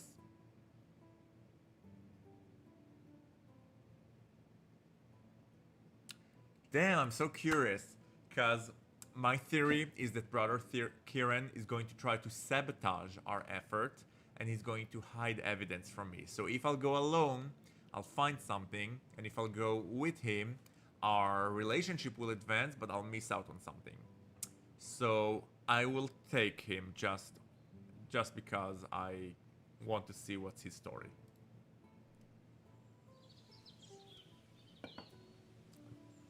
You and Karen makes your way through the forest, taking the western exit from the priory and running south in search of signs of Brother Artie's passage. The rain on early Mountains Day has already done some of its damage here, and trekking proves quite difficult. though not impossible. Raising your gaze not to the washed out forest path, but the well-sheltered tree trunks, you soon start noticing telltale signs of passage. A torn part of a tunic here, a bloody handprint there. It takes time, but you slowly recreate Artie's path through the forest, reminding you Artie was murdered in the den of forest. It seems his path is a bit hectic. Maybe it was the panic, but he was getting confused. That or the blood loss. There doesn't seem to be much yet. We should keep going. You continue on south, and as you do, the blood trail intensifies. You see clear signs of a broken up bloody footprint in places where the rain hasn't washed them away yet. His feet were bleeding quite badly here. After another mile south, you come to a small pond in the forest. He might have stopped here for a drink to get on or to get his bearing. We should do a more thorough search. You nod. Look around for clues. Move the cursor to the edge of the screen to scroll. Okay. Let's search for clues. What is this? You find a small vial on the forest floor. There is a blue residue inside. Blue pimpernel. No mistaking it. Same as in Jude's cell. What do you think that is?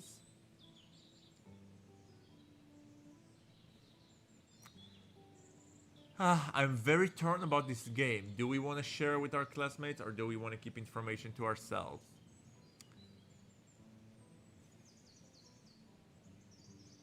Let's share.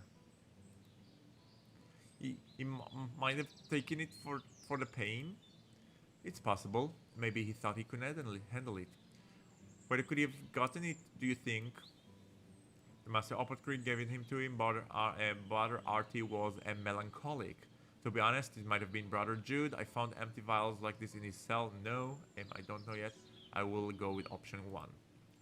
I see. You grab the vial and stash it in your bag. Any more clues? Here, here, here. What do we see?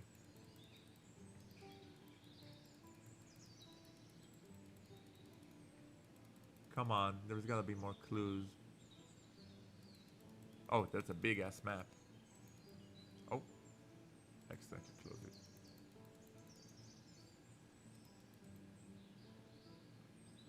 Blood.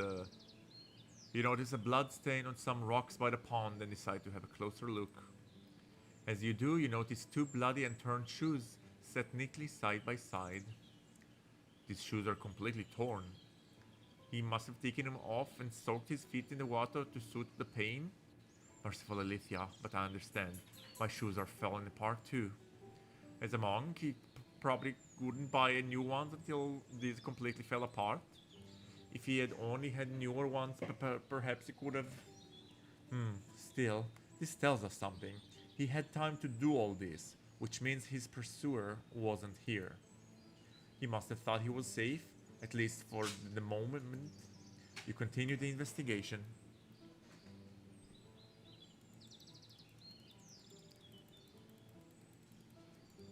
Anything here? Anything here? Come on, it couldn't have been... There's gotta be something here. I'm gonna click like a clickomaniac. Oh! Oh! You notice something gleaming in the pond, and as you bend over to get a better look, you are startled to see a dagger between the rocks, submerged in shallow water. Is that? Yes. Could it be the murder weapon? Maybe. You gingerly step on the nearby rock and crouch down. You soak your hands into the cold water of the pond and extract the dagger. You see the dagger is clean and unornamented as you turn it over to your hand. That's strange. Why here? I know what you mean, that the murder could have taken place here. No, it happened more than a mile south of here. So if this is the murder weapon, why did it end up here? Sierran signs? You continue the investigation. Could it be that this is the murderer's shoes? The murderer was injured while he was chasing Archie? Could be. This is the murderer's shoes. What else could we have here?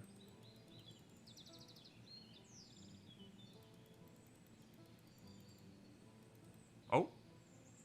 A bloodstain draws your attention to a nearby tree. On its bark there is an etching. It reminds you of the etching you saw near Brother Archie's body. Brother Soran, take a look at this. An etching? There was another one where the body was found. Did the killer leave it? It looks like the blood is on top of the etching. Doesn't this look like the print we saw on the way here? Yeah, I would think the blood stain was left by Brother Artie. Yeah, but then the etching must been here before, even before he died. I guess so. You make a sketch of the etching and put it in your bag. What on earth is this? Is this related to the library maybe? Do we have a library? I'm curious. How many more clues can we find? This game is intriguing. This game is so well made. I'm like dumbfounded by how much thought was put into the game. Void Mammoth, if you are watching this, first of all, let me know in the comments. And second of all, good job, man. Good job. I am in awe. And I'm also frustrated because I don't know if I found it all or not. And I'm afraid to finish the investigation in case I didn't find it all and I missed something important.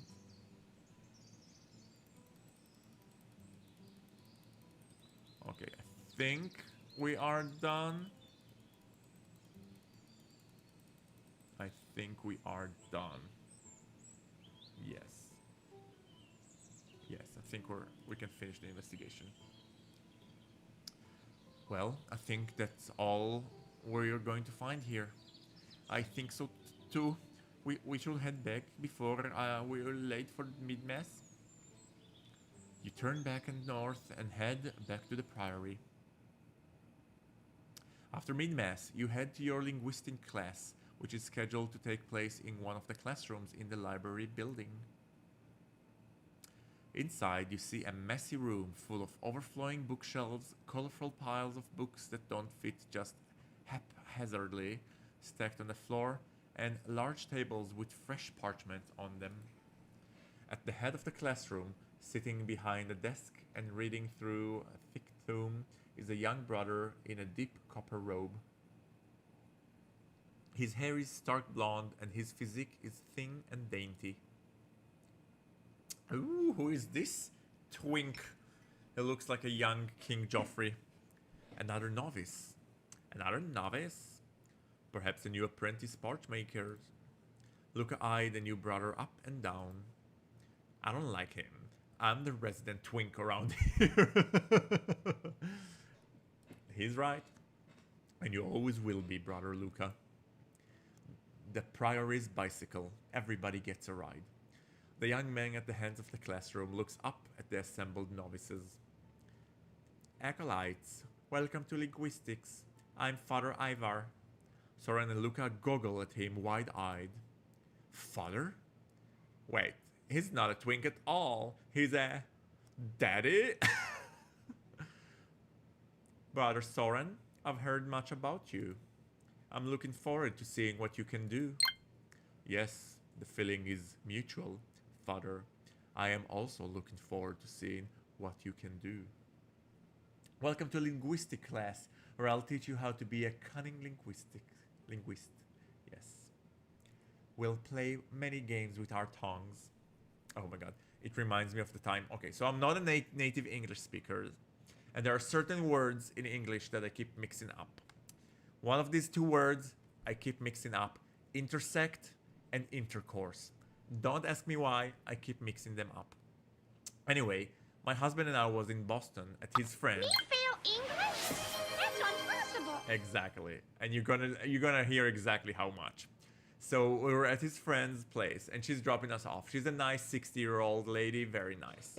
And she's dropping us off with her car in the train station. So I tell her, oh, it's fine, you can just drop us here at the intercourse. And she's like, what? Drop you off where? And I'm like, I'm sorry, intersect.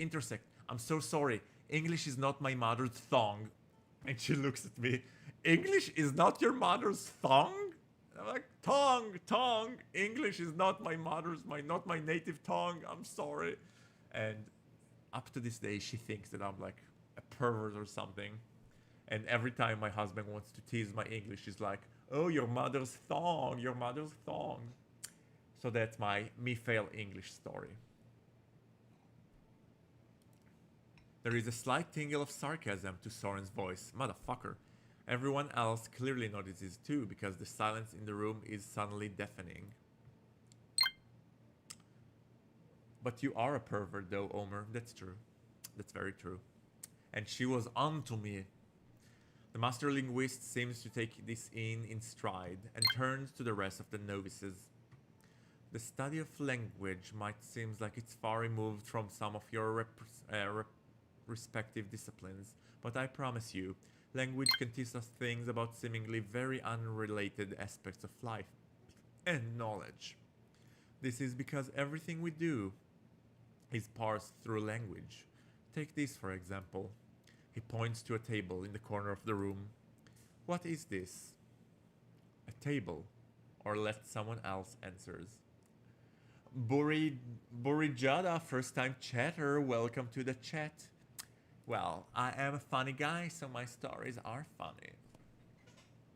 Yes, I have many more of these stories to come. Let someone else answers, because I don't want to jump ahead. That's a table, father. Or should I say daddy. Luca's voice is sultry in a way that makes you go bright red, and you wish you'd just answered yourself. Omer has several funny stories, like 3. Shut up! I have at least 12. And if you will be rude, I will tell you one now. While you want to watch porn, I will tell you a funny story instead. Father Ivar seems to be unperturbed by this. Alright, a table. I'd like to hear from our resident wordsmith. Apprentice scribe, how would you define a table? You sit up at attention. A table is a piece of furniture made of wood or stone. It has a flat surface and stands on a number of legs. It's used for eating mostly, but can also be used for writing or storage. A thorough definition, Brother Gaggy. Thank you. Just one question. He points to a round stool. Is this a table? No, Father, that's a chair. A stool. Oh, I see. But it's a piece of furniture made of wood. It has a flat surface and stands on 4 legs, and I could store, say, a book or a verse on top of it, and if I really wanted to, I could use it as a surface to eat off of. So why isn't it a table? The difference is in its function. The function of a chair is to be sat on. The difference is in the general size. Chairs are smaller than tables. I think it's in the function. Father Ivar considers this, then goes over to the table and sits on it. Is this a chair now? No, Father. I suppose I meant its intended function, not just any function it can serve. Intended by who? Well, by whoever made it, I suppose. Alright, so what if I told you that this thing you call a chair was made with the intention of the craftsman, presumably to be used as a table? I don't know if it was, mind you. I have no insider knowledge about this table or chair or whatever we end up agreeing this is. But let's imagine the carpenter says this is a table. Would that be enough to redefine this as a table? Bane says, this daddy is very philosophical. I love it. I love philosophy. Listen, Void Mammoth knows his shit. Now, this is like things that I would expect at a AAA game, not at an indie niche gay erotic porn visual, and I'm devouring it. I love it. I love this added value dialogues. When are we going to make out with the prior? Good question. I'm really looking forward to it. I think chapter 3 is in the works. I think he already released it to some of the Patreon members. So I'm tier 2 in the Patreon, and tier 1. Tier 1 gets a sneak preview a month in advance. I'm tier 2, so I get a sneak preview 2 weeks in advance. And I think he already released it to tier 1. So in 2 weeks from now, I will also be able to check it out, but I'll wait for you guys. LavaTube says, spank him until he agrees a chair is a chair. Exactly. Can we agree what a pearl necklace is? So you chippened out on us and didn't get tier 1. I should get tier 1, I know. But I just know that it's going to be many months for this game to be in development. And I can't afford, like, it's a lot of money. And I want to be a good supporter. I don't want to cancel out after 2 months. So I'm going to do the second tier. And besides, the pace that we're running it, you will probably not finish before it's released. Not quite. I suppose if it's intended as a table and used as a table, it's a table. I bet the guys are 25% hotter in tier 1. Maybe. Ah, so there is a world where this thing isn't a chair at all then. Bane redeemed hydrate. Thank you, Ben. I will hydrate with this beautiful water, which I will drink sensually just for you.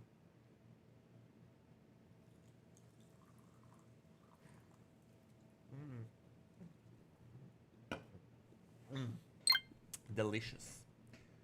Guys, is this considered hydrating? Would you agree that this is hydrating? Or is this just a word we agreed upon once upon a time? And hydrating is what we did last night on our knees in the stable. We should tie the feed Justin option to Grubhub. No. By the way, do you guys know that me and Justin have been playing online together for the past 2 weeks? We started playing this amazing murder mystery visual novel. It's not gay, but it's super fun. It's called Trigger Happy, Denderopian, something like that. It's Korean. It's crazy. We're so addicted. Justin is like pinging me every day of the week. He's like, I want to play now. And we play together, and it's so much fun. I might stream it because it's really, really good game. There's no sex in there, but it's really, really good. And it's fun. There's like craziness there. Never mind. Moving on. Ah, so there is a world where this thing isn't a chair at all then.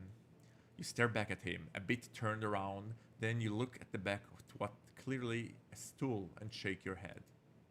No, there is no world in which this isn't also a chair. Also a chair. I can feel some tectonic shifts happening in this discussion now. Very good, brother. Things can have more than one word to denote them. Something can be a table and a chair. Would you agree, brother? Yes, father. Luca pipes up without being called upon. Yeah, or like someone can be a twink and a daddy at the same time. Luca, jealousy does not besuit you, alright? That's all I'm saying. Without missing a bit, Ivor nods. Yes, very good, brother Luca. Just like that. Let's try an exercise. Instead of try to define this stool but what it is, let's try to define it by what it does. This stool can be sat on, and when it is sat on, we would use the word chair for it. When we put a vase on it, we would use the word table, or perhaps end table for it. But importantly, it can also work the other way around. If we call this table and point to it, you might be more inclined to put a vase on it than to sit on it. But if I call this a chair, you might feel comfortable sitting on it. If I call this a chair, you will actually assume a lot about this thing. You will assume that it was made to withstand the average weight of a human being, for example. Let's remember this for now, because it will become relevant later. Oh, I love this lesson. This dude started the whole conversation just to prove he's a twink too. Exactly. In your time working on the incantation, you will need to get familiar with arcantic pictograms.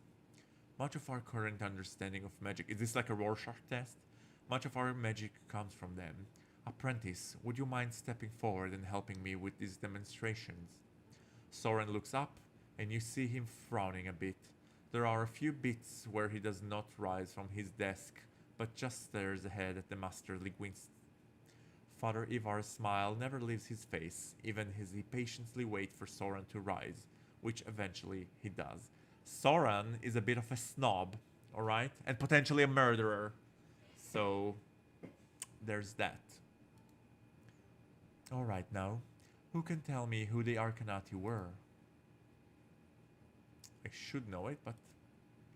After a few moments of general silence, Soran takes a deep breath and recites an answer, as if inconvenienced to do so.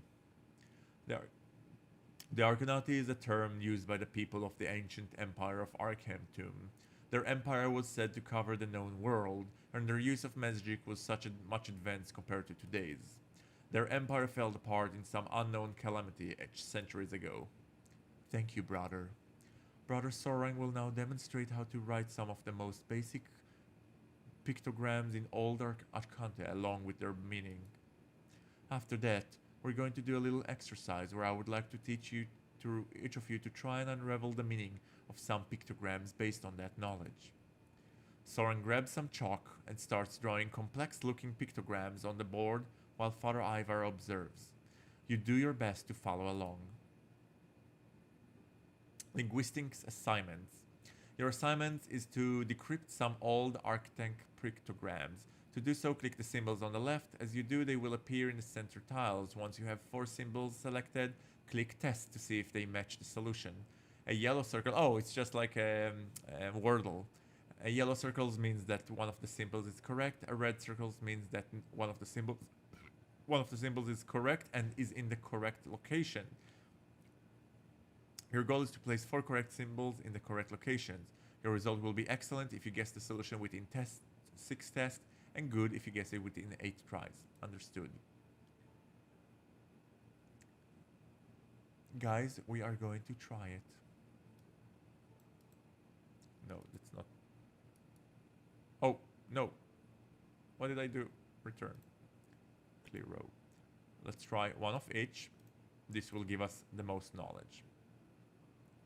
Test. Oh! Correct icon and in position. We got almost all of them correctly. Let's try. One of them repeats twice.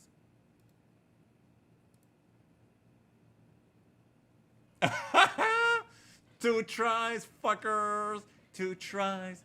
Cha cha cha cha cha cha cha cha cha cha cha cha cha cha cha cha cha. And with this, I'm going to pee a winner. I will be right back. I'm leaving you here with Heidi. Heidi, be good. Or be good at it. Be right back.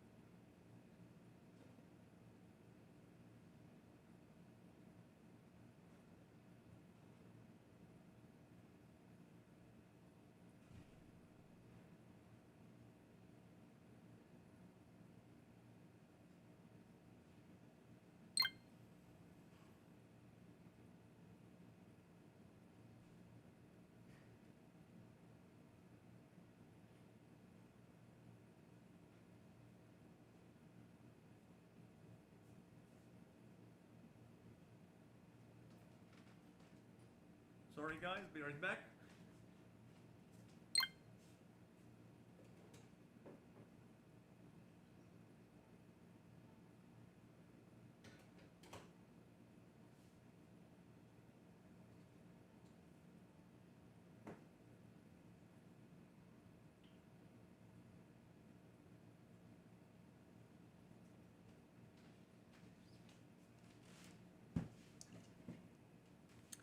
Alright, sorry guys, I had to pour myself another glass of coffee. Because I need my coffee. Let's see what I missed. Hi Heidi, good girl. Sit Heidi, good dog, so cute. Love your outfit Heidi. I wish Heidi can understand us through clicks. She's so precious. She knows she's precious. She knows that she's precious. She's getting all the unexpected in the world right now. Oh my god, you guys, I read that the FDA is about to approve a pill that is supposed to prolong a dog's life expectancy by somewhere between a year and 3 years, which is insane. And also, I don't want to brag, but when I took Heidi to the Great Greyhound Global Walk, there were a lot of other greyhounds, black greyhounds, which were around her age, which is like somewhere between 9 and 10, and they were way grayer than her, and they looked way older than her. So I'm just want to say that for her age, she's in great shape, and I, knock on wood, think she's gonna live long. That's all I'm gonna say. And once the FDA approves this medicine, we're gonna start pumping her. It's called the LOY002, something like that. And we're gonna start pumping her with those pills, and she's gonna live forever, you hear me? Forever. And that's about that. Back to our game. Girl can get some. Girl can get some. She's keeping it tight, as they say. She's a cougar, because she's also the color of a cougar. Continue. Excellent job. You decrypted the pictograms in just one attempt. That's amazing. Your linguistic skills increased by 2. Father Ivar approaches your desk to look over at your work. Incredible, Brother Gaggy. It's good to know our apprentice scribe has a knack for translations. It will serve you well, I'm sure. The Master of Linguistics makes his way to Soran's desk, where the Avazan brother has been working on much more difficult assignment than the rest of you. He looks down on Soran's work and smiles. Brother Soran, excellent work. Your translations here is incredibly precise. I'm really... Oh, just cut it out. Soran! The hum of voices in the room dies immediately. Enough with the good job and the patronizing tone. You're literally my age. Master Ivar's cheeks flush the tiniest bit at that, but his eyes never betray any offense or awkwardness. I think you'll find I'm a few years old. A few years? I crossed a continent to be here. I was told I would be learning from the best minds in my field. And then I came in here and find you? Father Ivar's eyes dart around the room to look at the rest of you now, betraying for the first time some vulnerabilities. You will find soon that you are working with the finest linguistics mind out there, brother. He says this matter-of-factly, regaining his composure. I've known Kitali declamentation since I was 7 years old. I can speak all the languages of the Brauduli Peninsula. I've memorized over 5,000 Akente pictograms. I can even follow along multiple valisms, dialects. What are you possibly able to? I've known them since I was 4. Okay. He one-upped us. The Kitali declinations, that is. As for the arcanic pictograms, I've not only memorized double that, I would wager that a decade chunk of the ones you know I've decoded myself. Now, Brother Soran, I really don't want to make this into a dick measurement contest. You see Luca bite his lower lip, and again pray to the sire sisters he doesn't pipe up. If you just give it some time, I think you'll find... Find what? An adult in the room? I doubt it. What a bitch.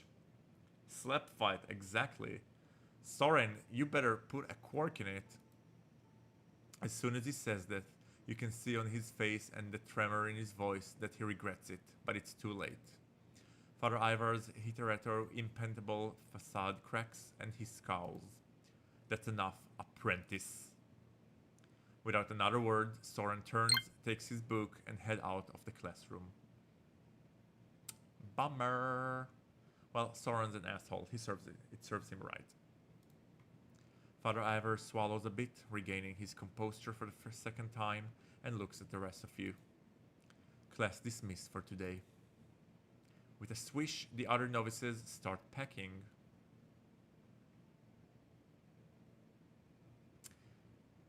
Alright guys, I'll let you decide. Do we follow Soran or do we stay to talk to Father Ivar? I'm very conflated about this. Oh, I mean, we're romancing Soran. Suddenly, I don't want to romance Soran that much anymore, okay? Are you with me on the same boat? Soran is kind of a dick. A condescending dick. He's more like Malfoy than he is Superman, Clark Kent. That bitch can live. If you follow Soran, you'll be Soran in the morning. LavaTube, you are the king of dead jokes. Gay dead jokes. Soran seems a bit insecure. Insecure? He seems like a douche. A condescending douche. But it's a... I'm... in that way that people who achieve early lives are insecure. Yeah. I'll tell you what, I think after this stream, I will post a poll, both in the Discord and in YouTube, given the circumstances. Do you still want to romance Soran, or do we want to romance either Rahan or the Prior? And I'll let you guys decide. Penumbra Wolf says, I dislike Soran a little less, but I'm very curious about him now. Prior, I know. I mean the Prior, but the thing with the Prior is that he's not one of the main characters. So I don't know if we can actually romance him. We can probably hook up with him at some point, but I don't think it's a full-on romance. But maybe I'm mistaken. We'll see. Let's follow Soran. Oh, you know what? Let's cheat a bit. No, I'm not gonna cheat. It's difficult to keep pace with Soran's long legs and fast steps. But you know that he's headed to the refectory for dinner, so that's where you follow suit. Once there, you take a seat across from him.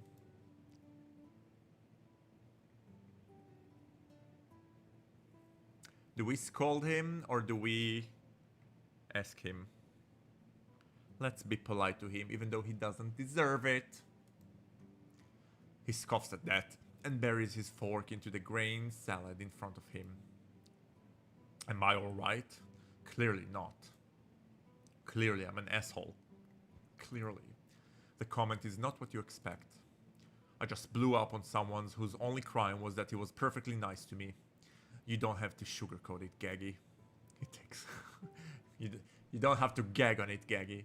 It takes a deep sigh. Look, I'll apologize to him. Soon. Ish. The two of you eat in silence for a bit. After a while, you notice a familiar private grin on his face. You know, this reminds me. There's this phrase in one of the languages of the tribes of the mammoth. Buruk Tanik. Literally, translation is trunk talking. It refers to a mammoth's trunk, obviously. The worship of the mammoths. There's no staggering amount of their phrases are mammoth related. Anyways, the idea is that when you say something, it takes a while to get through your trunk, and sometimes even before it gets out, you already know that that's not what you meant to say. So I guess we translate it as, I regretted saying it even as I was saying it. Okay. When he called us Gaggy, it sounded like an insult, exactly. But they just say something like, I'm sorry, I was trunk talking. He signs. Anyway, Bronktanik. That might seem out of nowhere, but someone brought up languages and death recently, and I thought I'd pick your brain about it.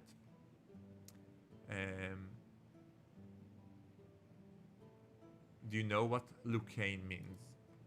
Ah, Verdish. An interesting thing to ask about. Not too popular of a language these days. So that word in particular is pretty interesting. There are a few different interpretations I've seen. Oh, this word, what's it called? Lucane. This is what Chris Brown, like the burglar, asked us. In a lot of history books, you'll see it translated as creatures of light.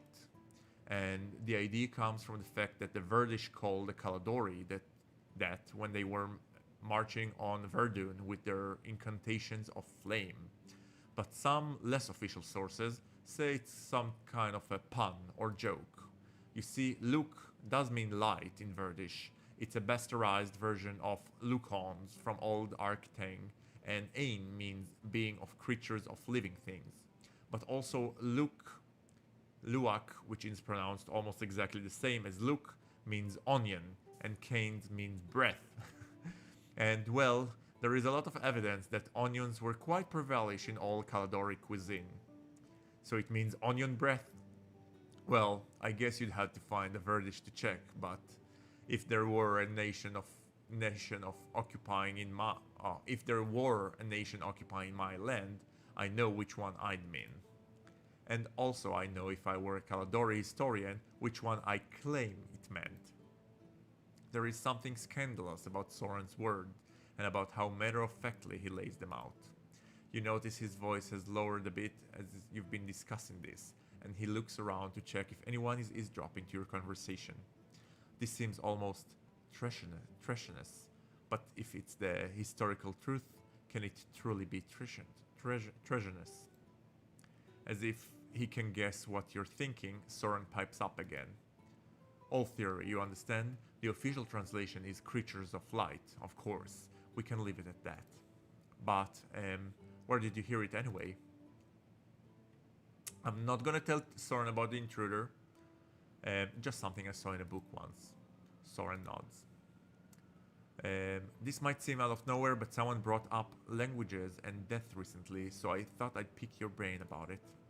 Oh, someone. You hang around some other linguistics I'm not aware of? I'm jealous. Anyway, the thing that immediately pops into my head when you say language and death is a theory by a philosopher from Marcello. His idea was that we're developed language to try to deal with death and absence, since as humans we can anticipate our death. Can we? Unlike an animal, which only speaks when something is there, like a dog barking at a squirrel, humans use language to speak of absent things, things in the past, things far away, things that don't even exist except in their fantasy. And the reason we do it is to try and grasp death, conquer it. Make plan for it. Every time we speak, what we're really saying is, I want to understand death. Soran shrugs. It's a nice theory, kind of tragic because of the preconditions for speaking is being alive, so in a way, it's an endless cycle of frustration.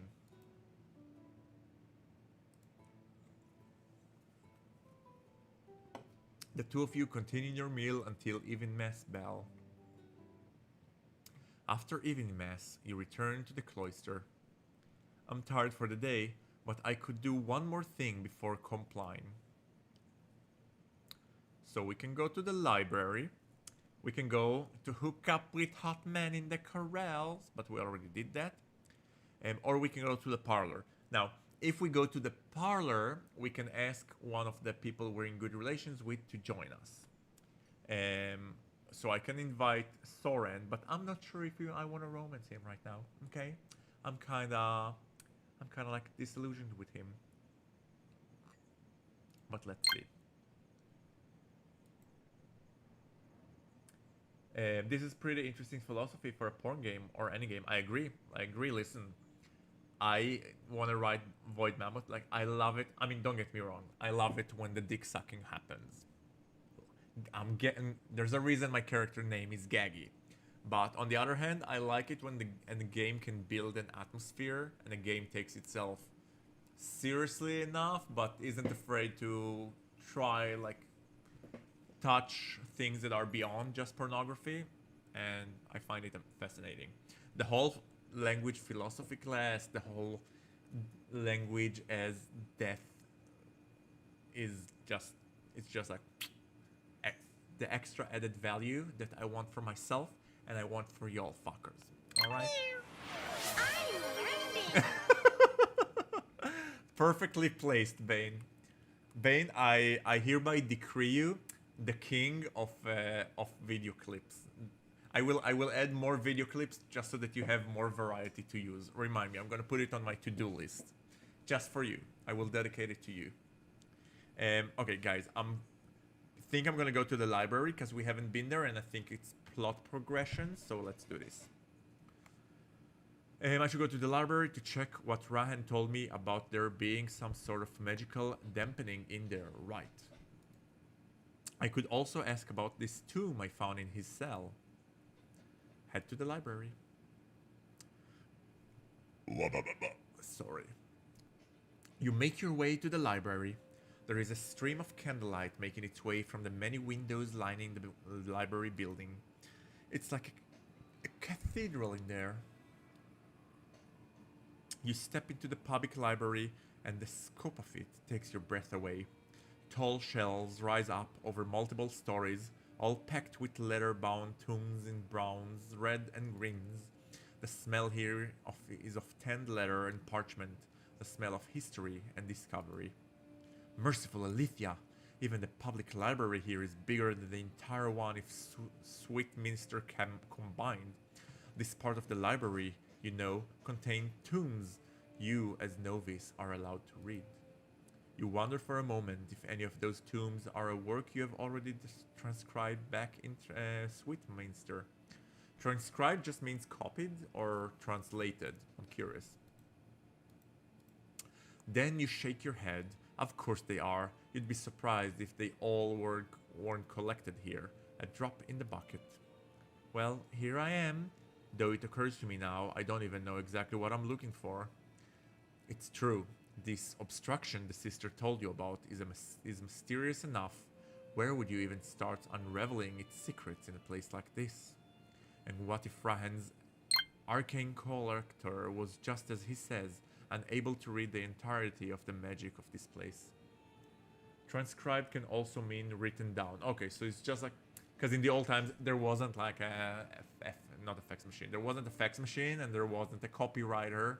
So you would lend the book from a library and then you would have a transcriber that just like goes and word by word copies it into a new book, which is pretty remarkable if you think of all the ancient job titles that died because of technology.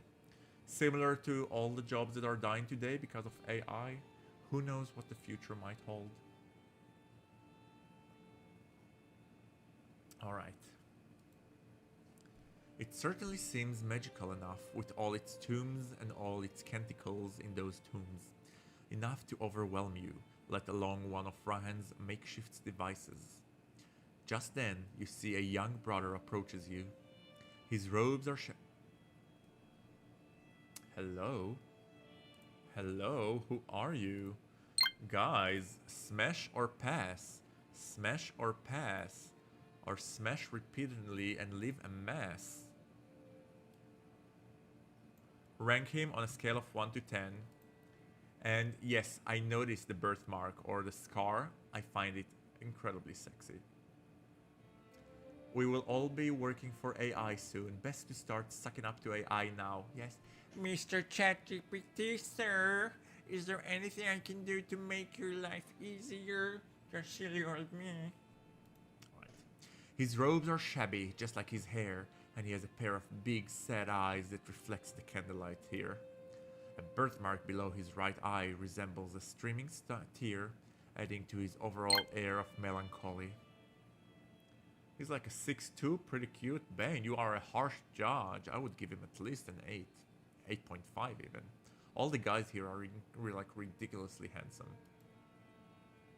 He is a bit taller than you, but much broader, both in shoulder and waist, and he smells of parchments and bergamot. He smiles as he reaches you. Brother Gaggy, was it? I am Brother Hector, the apprentice librarian. Can I help you find something? Oh, I have the tomb. There's something missing here. I'm wondering what I could have asked him. Penumbra Wolf, Pass 0. Now I'm curious, why? Is he not your type? Are you only into daddies? I don't want AI to take us over. Oh, you're giving him a 0 because you think he's AI generated? Yeah, I think the characters here are AI generated, but I can't blame anyone because you know how expensive it is to hire an illustrator and kind of like have him working. So I'm willing to forgive like AI usage, and because the story and the overall plot makes up for it. Listen, in an ideal world, everything would have been hand drawn and the guys would have been.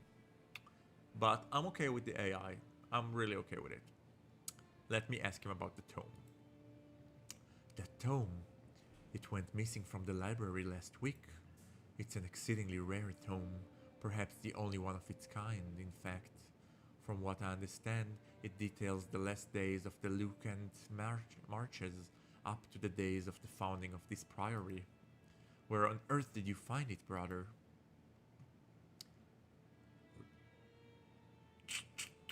Do we tell him? Do we avoid telling him? God, this game is giving us such a hard time. I will avoid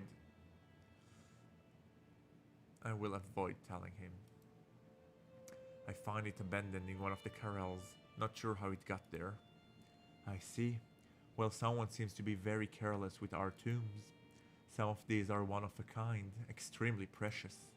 It's good everything ended the way it is. Thank you, brother. I'll let the master librarian know it's been returned. And then, did Brother Arthur Alethea keeps his soul visit the library last week? Why, yes, he did, in fact. How very unsuspicious. 1 second we ask about a tomb, the other second we ask, did Brother Alethea happen to be here? I didn't know his name at the time, but I do remember him. He was walking the aisles and taking books from the shelves, filling the parchment. We had a brief conversation. I was impressed by his dedication to his craft. I was saddened by what happened to him. Did he mention anything that would illuminate what happened to him? Sisters, no, nothing like that. Hector hesitates for a moment. Well, there was one thing, I suppose. He was inquiring about books about the Verdish. He was doing it, naively perhaps, but I find it hard to believe a young monk wouldn't know those sorts of tomes are restricted to senior monks. I politely told him he does not have the proper privileges, and that was that. I was just wondering, is there anything peculiar you remember happening here recently? Peculiar? Peculiar in what sense, brother? Any unexplained magical phenomena? Hector raises an eyebrow and shakes his head. I'm afraid not, brother. Or, not afraid. Happy to report, I suppose. Oh, is there really nothing? It doesn't matter how small, brother. Anything you can think of. Brother Hector rubs his chin thoroughly. Other than the tome we already discussed, no. I can't say there had been anything. Thank you for your time, Brother Hector. I have no more questions. Oh, I wonder what would have happened if we first went to him, speak to him. No, we could have. That's the only day we could have gone to. Maybe we can use Hector to get our hands on some of them restricted books. Maybe. If he'll get his hands on us, we'll get our hands on the restricted books. Of course, Brother Gaggy. Let me know if you need any help to going forward. I'm sure we'll see a lot of each other here as you work on the new incantations. I'm sure. Have a good night, brother. Oh. Let's do it a bit more flirty. I really hope we do, brother. I'd like that. Hector blinks a little, uncomprehending at first, then smiles. You head out of the library. Look at us, flirting away unashamedly. After another long day, you return to your cell. You pray before tuning in. If only prayers were enough to keep the deep dreams away. You glide through the stars. They help you orientate yourself. Everything besides them is shadow, impenetrable. Arranged as they are, there seems to be some sort of meaning to them. If you could only understand. But you can't, because just as you begin to grasp it, it appears. By the way, Void Mammoth just re-updated the design of the monster, and I think it's much better. It's much more ominous.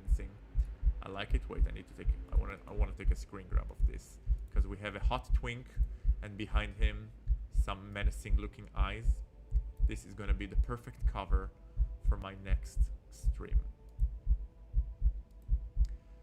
It rearranges the stars, changes them, puts them in motion, and you are uprooted, ejected from your leisurely glide through the stars.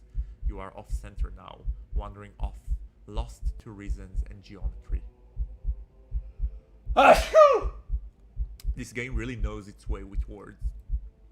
You are scared. It's there, just behind you. It almost has you. Closer every time. Thank you. You know you can't run forever. Water's Day. Oh, you guys are so sweet, blessing me like this. Every time I sneeze, my nipples get like so hard. You wake up in a sweat. Your back shoots up and your arms grasp at the walls and the bed around you. Steadying yourself, you breathe slowly for a good minute before letting go. Sisters, that was the most intense one yet. They're getting worse. You head to the basin and splash your face with some water. The wise woman Paydon talked about. Could she help? Talked about what? With a short prayer, you put on your robes and head out of your cell. Your morning class today is chanting. Oh, finally, it's Luca's time to shine, which takes place in the choir in the Elysian Cathedral. This is the class in which you know what? While we're talking, I'm gonna put this on. No, I won't. It's a part of my Comic-Con costume, which, if you were sharp enough, you might have caught a glimpse of in the back of the frame. But you are not sharp enough.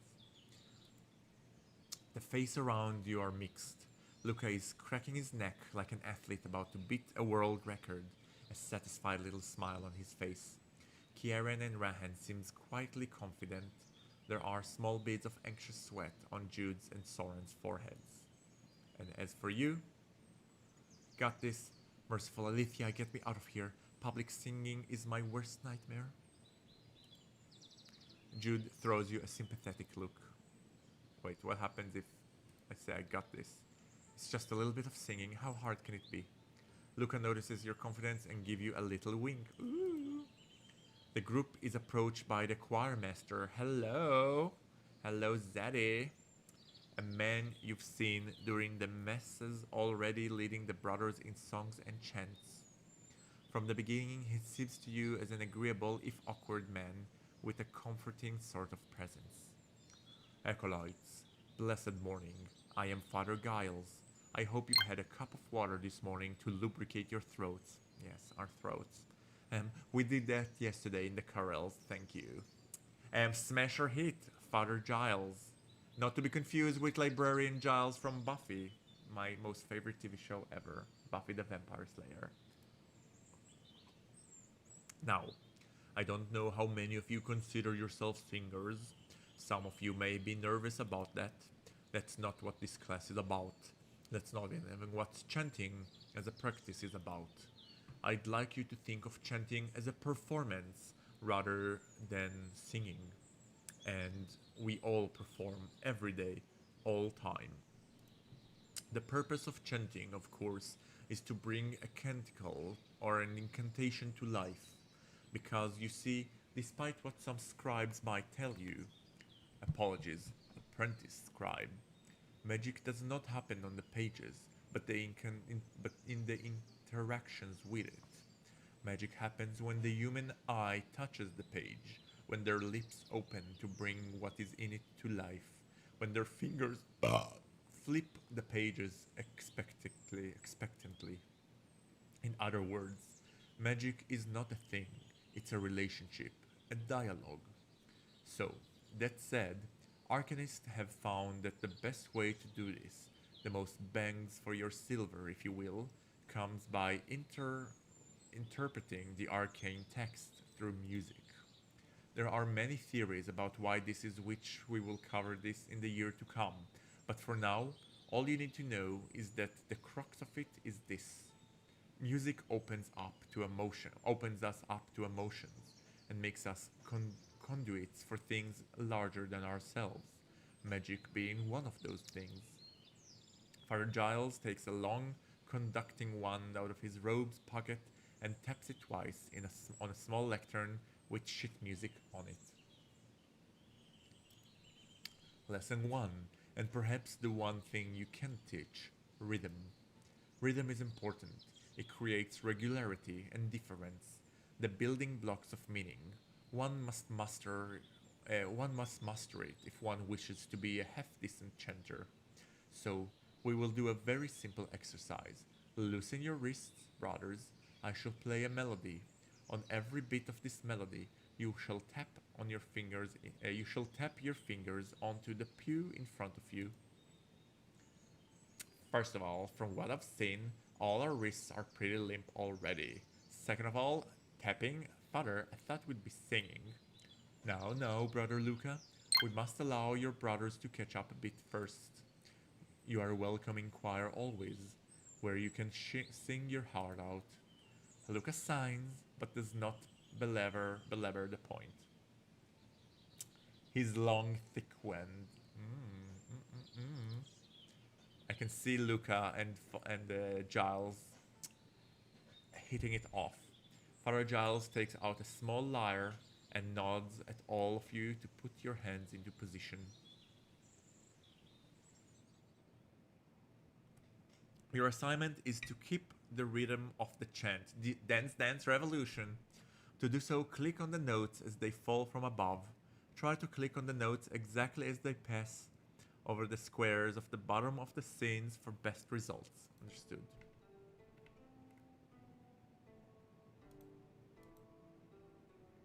I need some music to accompany me. Hello, I need music. I shall sing. Keeping you possessed, keeping you in check. Play me on repeat, I'ma be in your head. Every time it hurts, play another verse. I will be your sanctuary. No, I'm the only one right now. I will love you more when it all burns down. More than power, more than gold. Yes, you gave me your heart, now I'm here for your soul. I'm the only one who loves your sins. Feel the way my voice gets underneath your skin. Listen, cause I'm preaching to the choir. Can I get the mic a little higher? Give me your desire. I can be the star you rely on. Intoxicated, you can't look away. No one is coming to save you. Now we're running wild. Yeah, I'm all you need. I'ma be your idol. That's it. And those of you who don't know the song, shame on you. Shame on you. Excellent performance. Thank you. Your chanting resonated beautifully. Your chanting skill increased by 2 points. Father Giles puts down the instrument. Vane, I love you. Thank you. Father Giles put down the instrument slowly before applauding the group. Brother Luca, I know. Thank you. Impeccable rhythm, as sure as the rising and setting of the sun. The choirmaster turns to you. Brother Gaggy, incredible work. We've got a prodigy on our hand. I am looking forward to your singing soon, brother. So if it was real life, that's the part where Luca would start hating us. Because he already kind of like jabbed at us for being the teacher's pet. And now with us, like, going into his domain, oh, he's gonna be angry. Father Giles goes over to give everyone else their feedback and advice.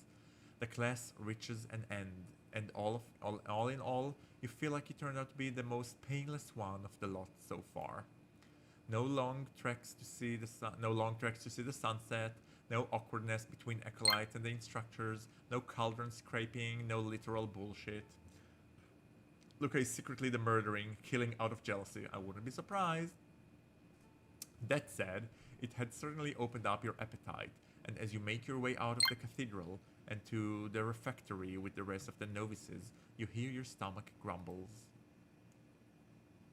Today's early meal is a spiced vegetable soup with bread dumplings, and it smells so delicious it makes you almost tear up. When you were growing up in Cowlhand, you could only ever dream about a meal like this. You remember one time, though, after prayer in the cathedral, the Elysian sisters snuck you into the kitchen and poured you a bowl of soup much like this. You wonder if that was where your love of Elythia had begun, with a bowl of soup. As soon as you sit down, you feel a smaller figure sit down next to you. Brother Luca, I'm glad to see you showcase your talent this morning. Pfft, my talent? Banging on a pew rhythmically? If you want to see my talents, Brother Gaggy, you should come to choir and sing with us. We meet between morning mass and mid-mass most days. It could help with your chanting. It could help with your chanting. Bread dumpling, like the cheese in matzo ball soup. Exactly. The cheese in matzo ball soup. Oh, I love matzo ball soup. Not that you need it. You did a good job today. You and Luca continue your meal, making casual conversation. Luca mentions brothers you've never seen or heard of by name, clearly having more information on everyone than you could dream of having after just a few days here. Fill Luca in on the intruder in your cell? No. Fill Luca in on your mission from the sisters to solve the arcane obstructions? No. Continue making small talk and finish your meal. You keep chatting with Luca until you end your meal and make your way out of the refectory.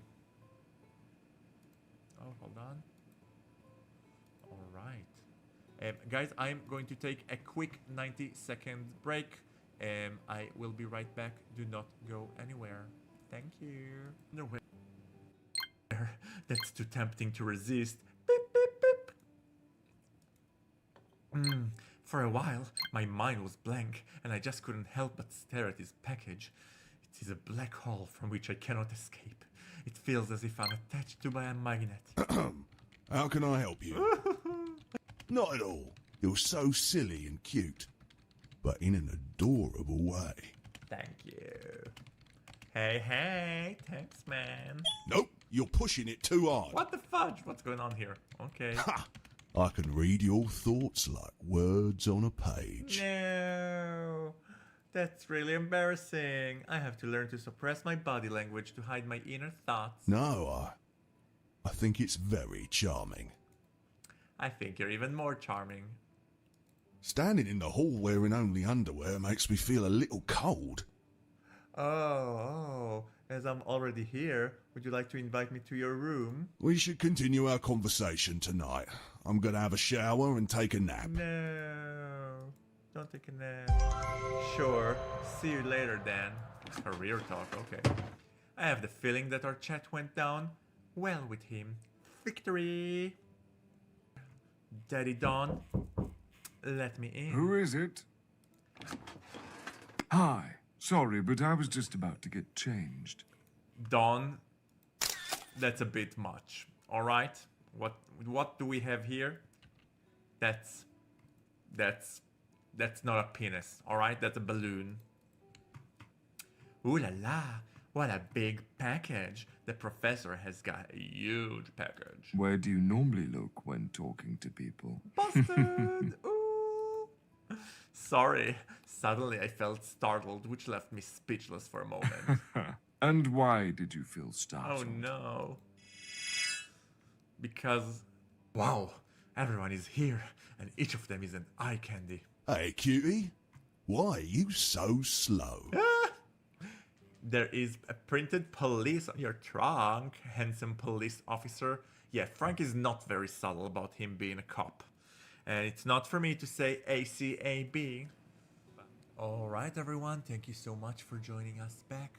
We are playing Canticle, a gay erotic visual novel where you play a monk in a monastery surrounded by hot priests trying to create an incantation to summon some unknown magic to the ancient world, and someone tries to murder you and your friends.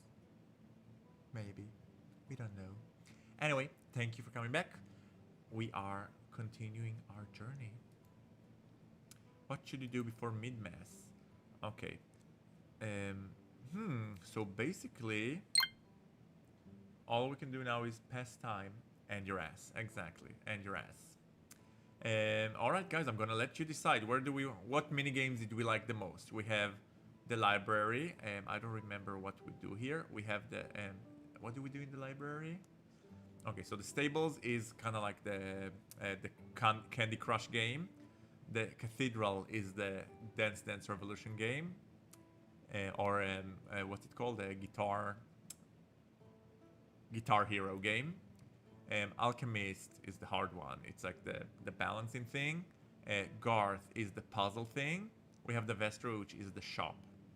I think I like doing the puzzles. I'm gonna do the puzzles. Yes. Understood. Under 2 minutes. Okay, I can do it under 2 minutes. Let's start with the corners. Here. No, no, no, no. Oh, right. Wrong corner. Wrong corner. Okay, this is the corner. This is also a corner? What's going on here? Oh, that wasn't the corner. This is the corner. Okay. And this is here. And this is a corner here. This is a corner here. This is next to it. Yes. This is next to this. This is a corner here. This is here. This is here. This is dark here. Under 2 minutes. Under 2 minutes. Can I do it? No, that's here. The tree is here. The treetop is here. This is the treetop. We have this is here somewhere. I think this is this. We have this. We have this beautiful. We have this beauty. Next, we have something with the treetop. That's this. We have this beauty. We can put this here safely. This is a bit more reddish. There's the mountaintop. We have the cathedral. It's the big one. We have this. We have these arches. And we have this beauty. This will be here. This will be here. This will be here. This will be here. Oh God, guys, am I good at this or what?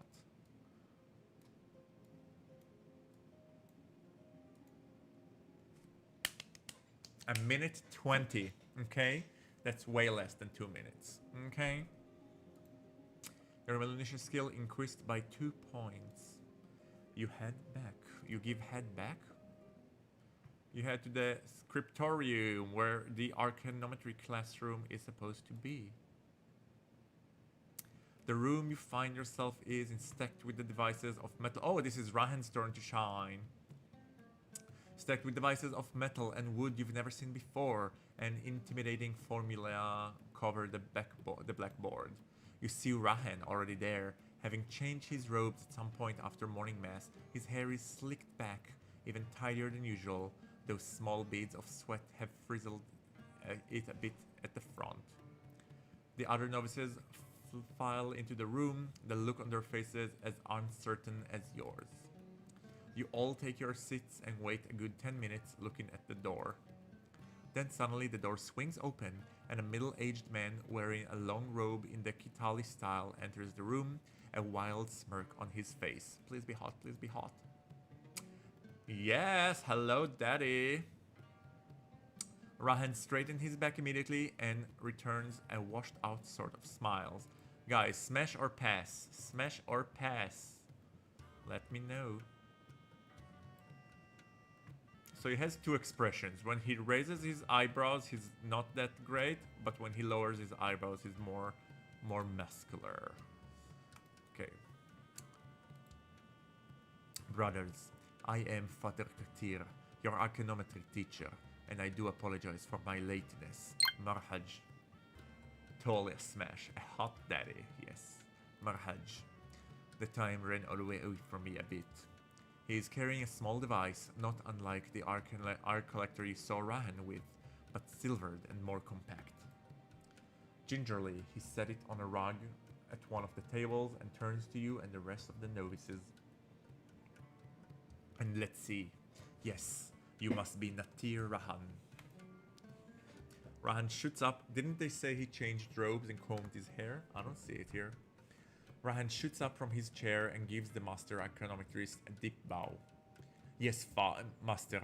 Is this his father? No way. I am Rahan. I am the apprentice archaeometrist out of the University of Ramil. I studied under Master Narissa. Yes, I am aware, Nathir. Please, sit. No need for such formality. I'm familiar with your work, but we will have more time to talk about it during our private session tomorrow. Private session, Master? Please, call me Father. And yes, your session between mid-mass and evening mass on Thursday. Each of you will be having a private sessions with your meisters in those slots. Merciful Sisters, that means I'll have a private session with the Cantor. Oh, the Cantor is our thing, okay. You look at the rest of the novices, and the only person who hasn't gone completely pale at this prospect is Brother Luca. Alright, novices. Now, everybody hates their master. Alright, novices. Now that the formalities are out of the way, let's discuss archaeometry. The process of scribing inefficient. You create draft and verses and canticles based purely on whims and instincts, and once they are done, test to see how well they do. Many crumples or pieces of parchments make their way up to the waste basket in this process. What we have discovered and continue to discover is that by applying certain mathematical and geometrical rules to this process, we can make it more efficient. Archaeometry can rule out certain approaches to the work before the first letter is even scribed by proving it won't work. This simple test is called drafting. What are we trying to draft here is what is known as a lay structure. If this structure is interconnected well and all its parts balance out, we can reasonably assume the resulting text will follow the same logic. I'm going to show you how it's done based on a simple canticle I have prepared here, and then I will let you try and emulate my work. Pay close attention now. Father Kassir grabs a chalk and starts drawing shapes corresponding to a certain rhyme, schemes and complexities of meaning within a simple candle lighting canticle. At first, everything in your body as a scribe resists this idea. Sweet sisters, are they truly trying to quantify meaning and emotions like this? You see, most of the other novices, with the exception of Rahan and Jude, struggle similarly with these concepts. By the time you are all given a piece of chalk and individual problems to solve at different corners of the room, the air has decisively turned to one of skepticism. Your assignment is to find the most efficient connection to set up the lay structure. Click on the points of the structure and connect them to other points. You can click on the same point multiple times, but lines cannot be repeated. Father Kassir has drawn the image of the final structure on the top left corner of the blackboard. Replicate it precisely. Okay. Oh, I like these puzzles. And I think I know how to solve it. Wait, we cannot touch the same twice, right? So I think we should start from here, here, here, here, here, here, here, here. I don't want to pat myself on the back, so I'll pat myself on the ass instead. Good job, good job. Excellent work. Perfect connections with no mistakes. You throw away what remains of the piece of chalk and look over at your work. As you do, a figure approaches from behind. Well done, Brother Gegi. Yes, Father. Now, let's see what we have here. Ah, nice work, brother. The connections all seem to work here.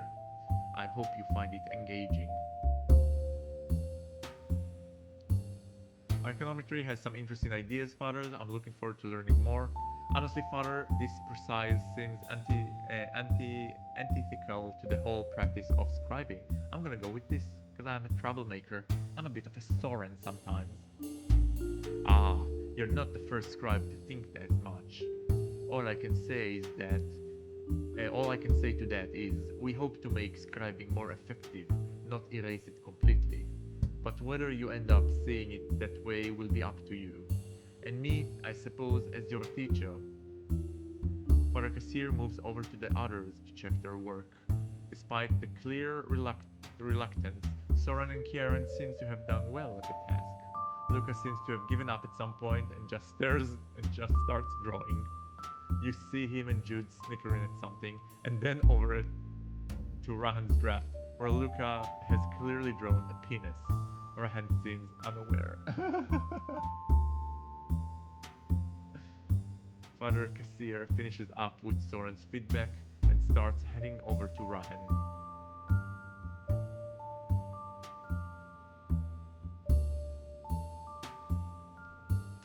Guys, do we quickly go over and erase the penis drawing before Father Kassir can see it, or stand back and watch the show? I am very tempted right now, super tempted. What do we do? What do we do? I'll let you guys decide. I'm gonna get myself a little snack and I'll let you guys decide.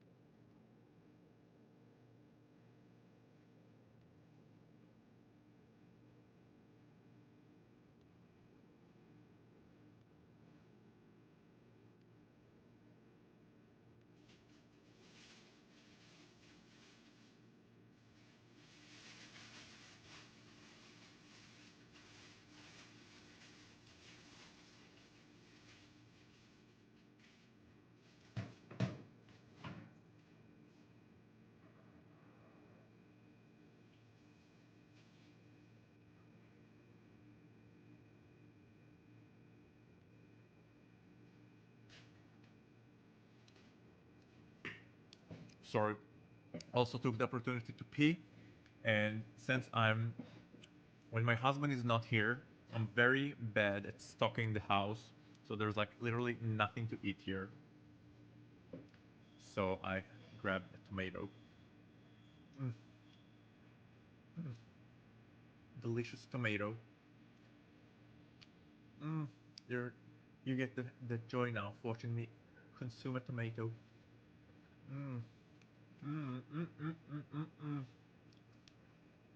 Delicious.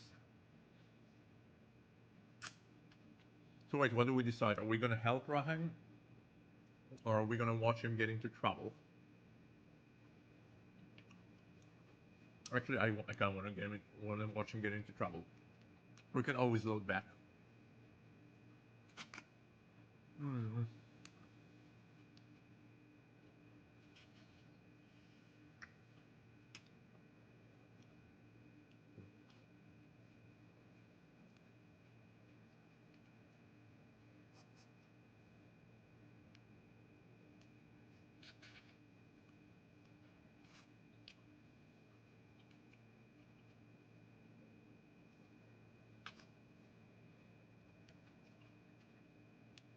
how many of the novices do you think are gonna smash with their masters?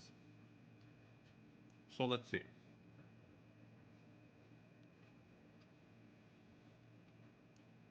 Luca and his master, for sure. No question about it. Soren and his master, I feel like once you understand that his master is a prodigy as well, they're gonna smash. Jude and his master, probably not, unless Jude is really high at the time. So Arthur is dead, so he's not gonna have sex with the stable master. Who else? Who else? What else did we have? Oh, Ciaran and Achi. I don't think so. It's not gonna end well between these two. And that's basically it. Oh, and Rahan, unless it is biological dad. If it's not his biological dad, for sure they will have a very furry, hairy sex scene. So yeah. Hey Google, AC power off. It's cold enough here. Alright, stand back and watch the show. Natirahan, let's see here. Yes, it all seems very well done, of course. I could do without the little flourishes next time, Natir. Father Kasir gives Rahan a little wink and pats him on the shoulder. Rahan, confused, looks at the board and upon seeing the chalk penis, turns around to glare at Luca, face as red as his rose.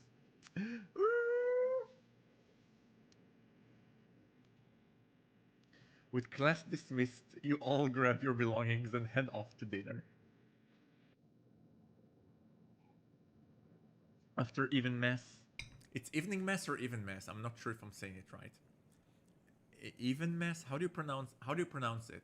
Even mess? Evening mess? You return to the cloister. I'm tired for the day, but I could do one more thing before complying. So, we already hooked up. Let's go to the parlor and we can invite someone. I could go socialize in the parlor. Head to the parlor. Who should I invite? Ciaran, Jude, Luca, Rahan, Soran.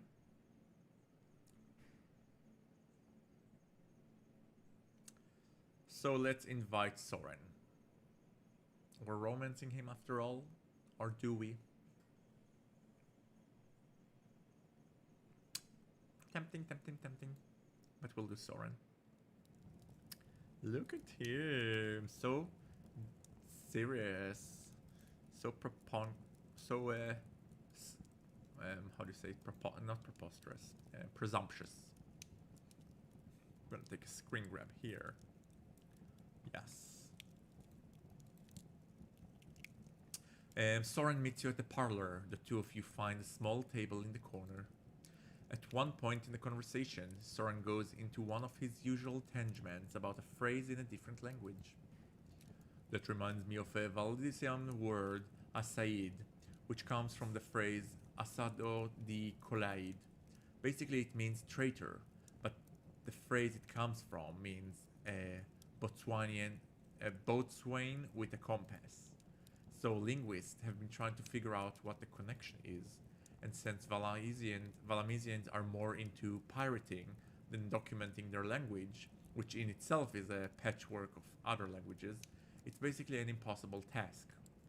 But the leading theory seems to be, well, what does a boatswain need with a compass? Nothing. So it's suspicious if they have one. Oh. So basically, if you see a boatswain with a compass, you figure he's up to something, mutiny or commandeering the ship or something. But the really fascinating thing to me is you have a nation with no laws, right? So treason doesn't make any sense. And I can hear you saying, yeah, but they still listen to their ship captain. Well, that's the thing. They already have another word that means mutineer. So what do they need a Said for? There's no such thing as lawless nation. That might be what the Valamisians say they are, but whoever actually in charge wants there to be a word that means traitor. Sometimes words don't need a reason to exist. Sometimes it's just a matter of aesthetics. You know, like a boat swing with a compass sounds cool and suspicious. No. Go first option. That's exactly how I think about it. If you're in charge of Valmes, you need a word that means traitor, to shame and indict. But you can't use that word exactly because there's technically no one to betray. So you start using a workaround, a word that your population can relate to, like a boatswain with a compass. This is so fascinating. I don't know what he's basing it on, like Void Mammoth, but it's so articulate and so profound. I'm shocked. And boom, you can label someone a traitor without saying the word. So do you think all words need purpose like this? You see Soran consider that for a moment. I mean, I suppose not. I just like things that are explained, I guess. You spend the rest of the time before compline in pleasant conversation. Hanging out with Soran increased your linguistics by 1. After another long day, you turn in. After a prayer, you sink into merciful, dreamless sleep. Alright. And guys, this is where we are going to end our stream for today. Although I am so addicted to this game that I can literally play it for decades. But also because there's only 2 chapters right now. And also, so I don't want to jump ahead, so that we'll have something to do on other days.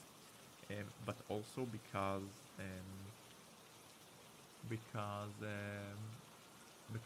we've been streaming for what, 3 hours now. So yeah, we need to definitely take a break. All right. So guys, thank you so much for hanging with me. I really appreciate it. And if you made it all the way here and you're still not subscribed or following or whatnot, now's the perfect time to do so. And before I leave, we're going to raid, for those of you on Twitch, we're going to raid one of my good friends, Bowser. And we're gonna tell Bowser hi on my behalf. Alnikev says, oh Daddy, thank you Elton, thank you for keeping me company. I really like hanging with you guys. It became like the highlight of my week. I'm sorry, I'm not as attentive to my Twitch because I started a new and demanding job and I also need to be working now. But I do appreciate all of you coming here and I really enjoy our little streams and I hope you do too. So let's raid Bowser. And once we raid him, be extra kind and say that VideoHamster sent you, and he'll know who you're talking about. And for the rest of you, have a beautiful rest of your day, and as always, be kind to random slots on the internet. Love y'all. Yap yap yap.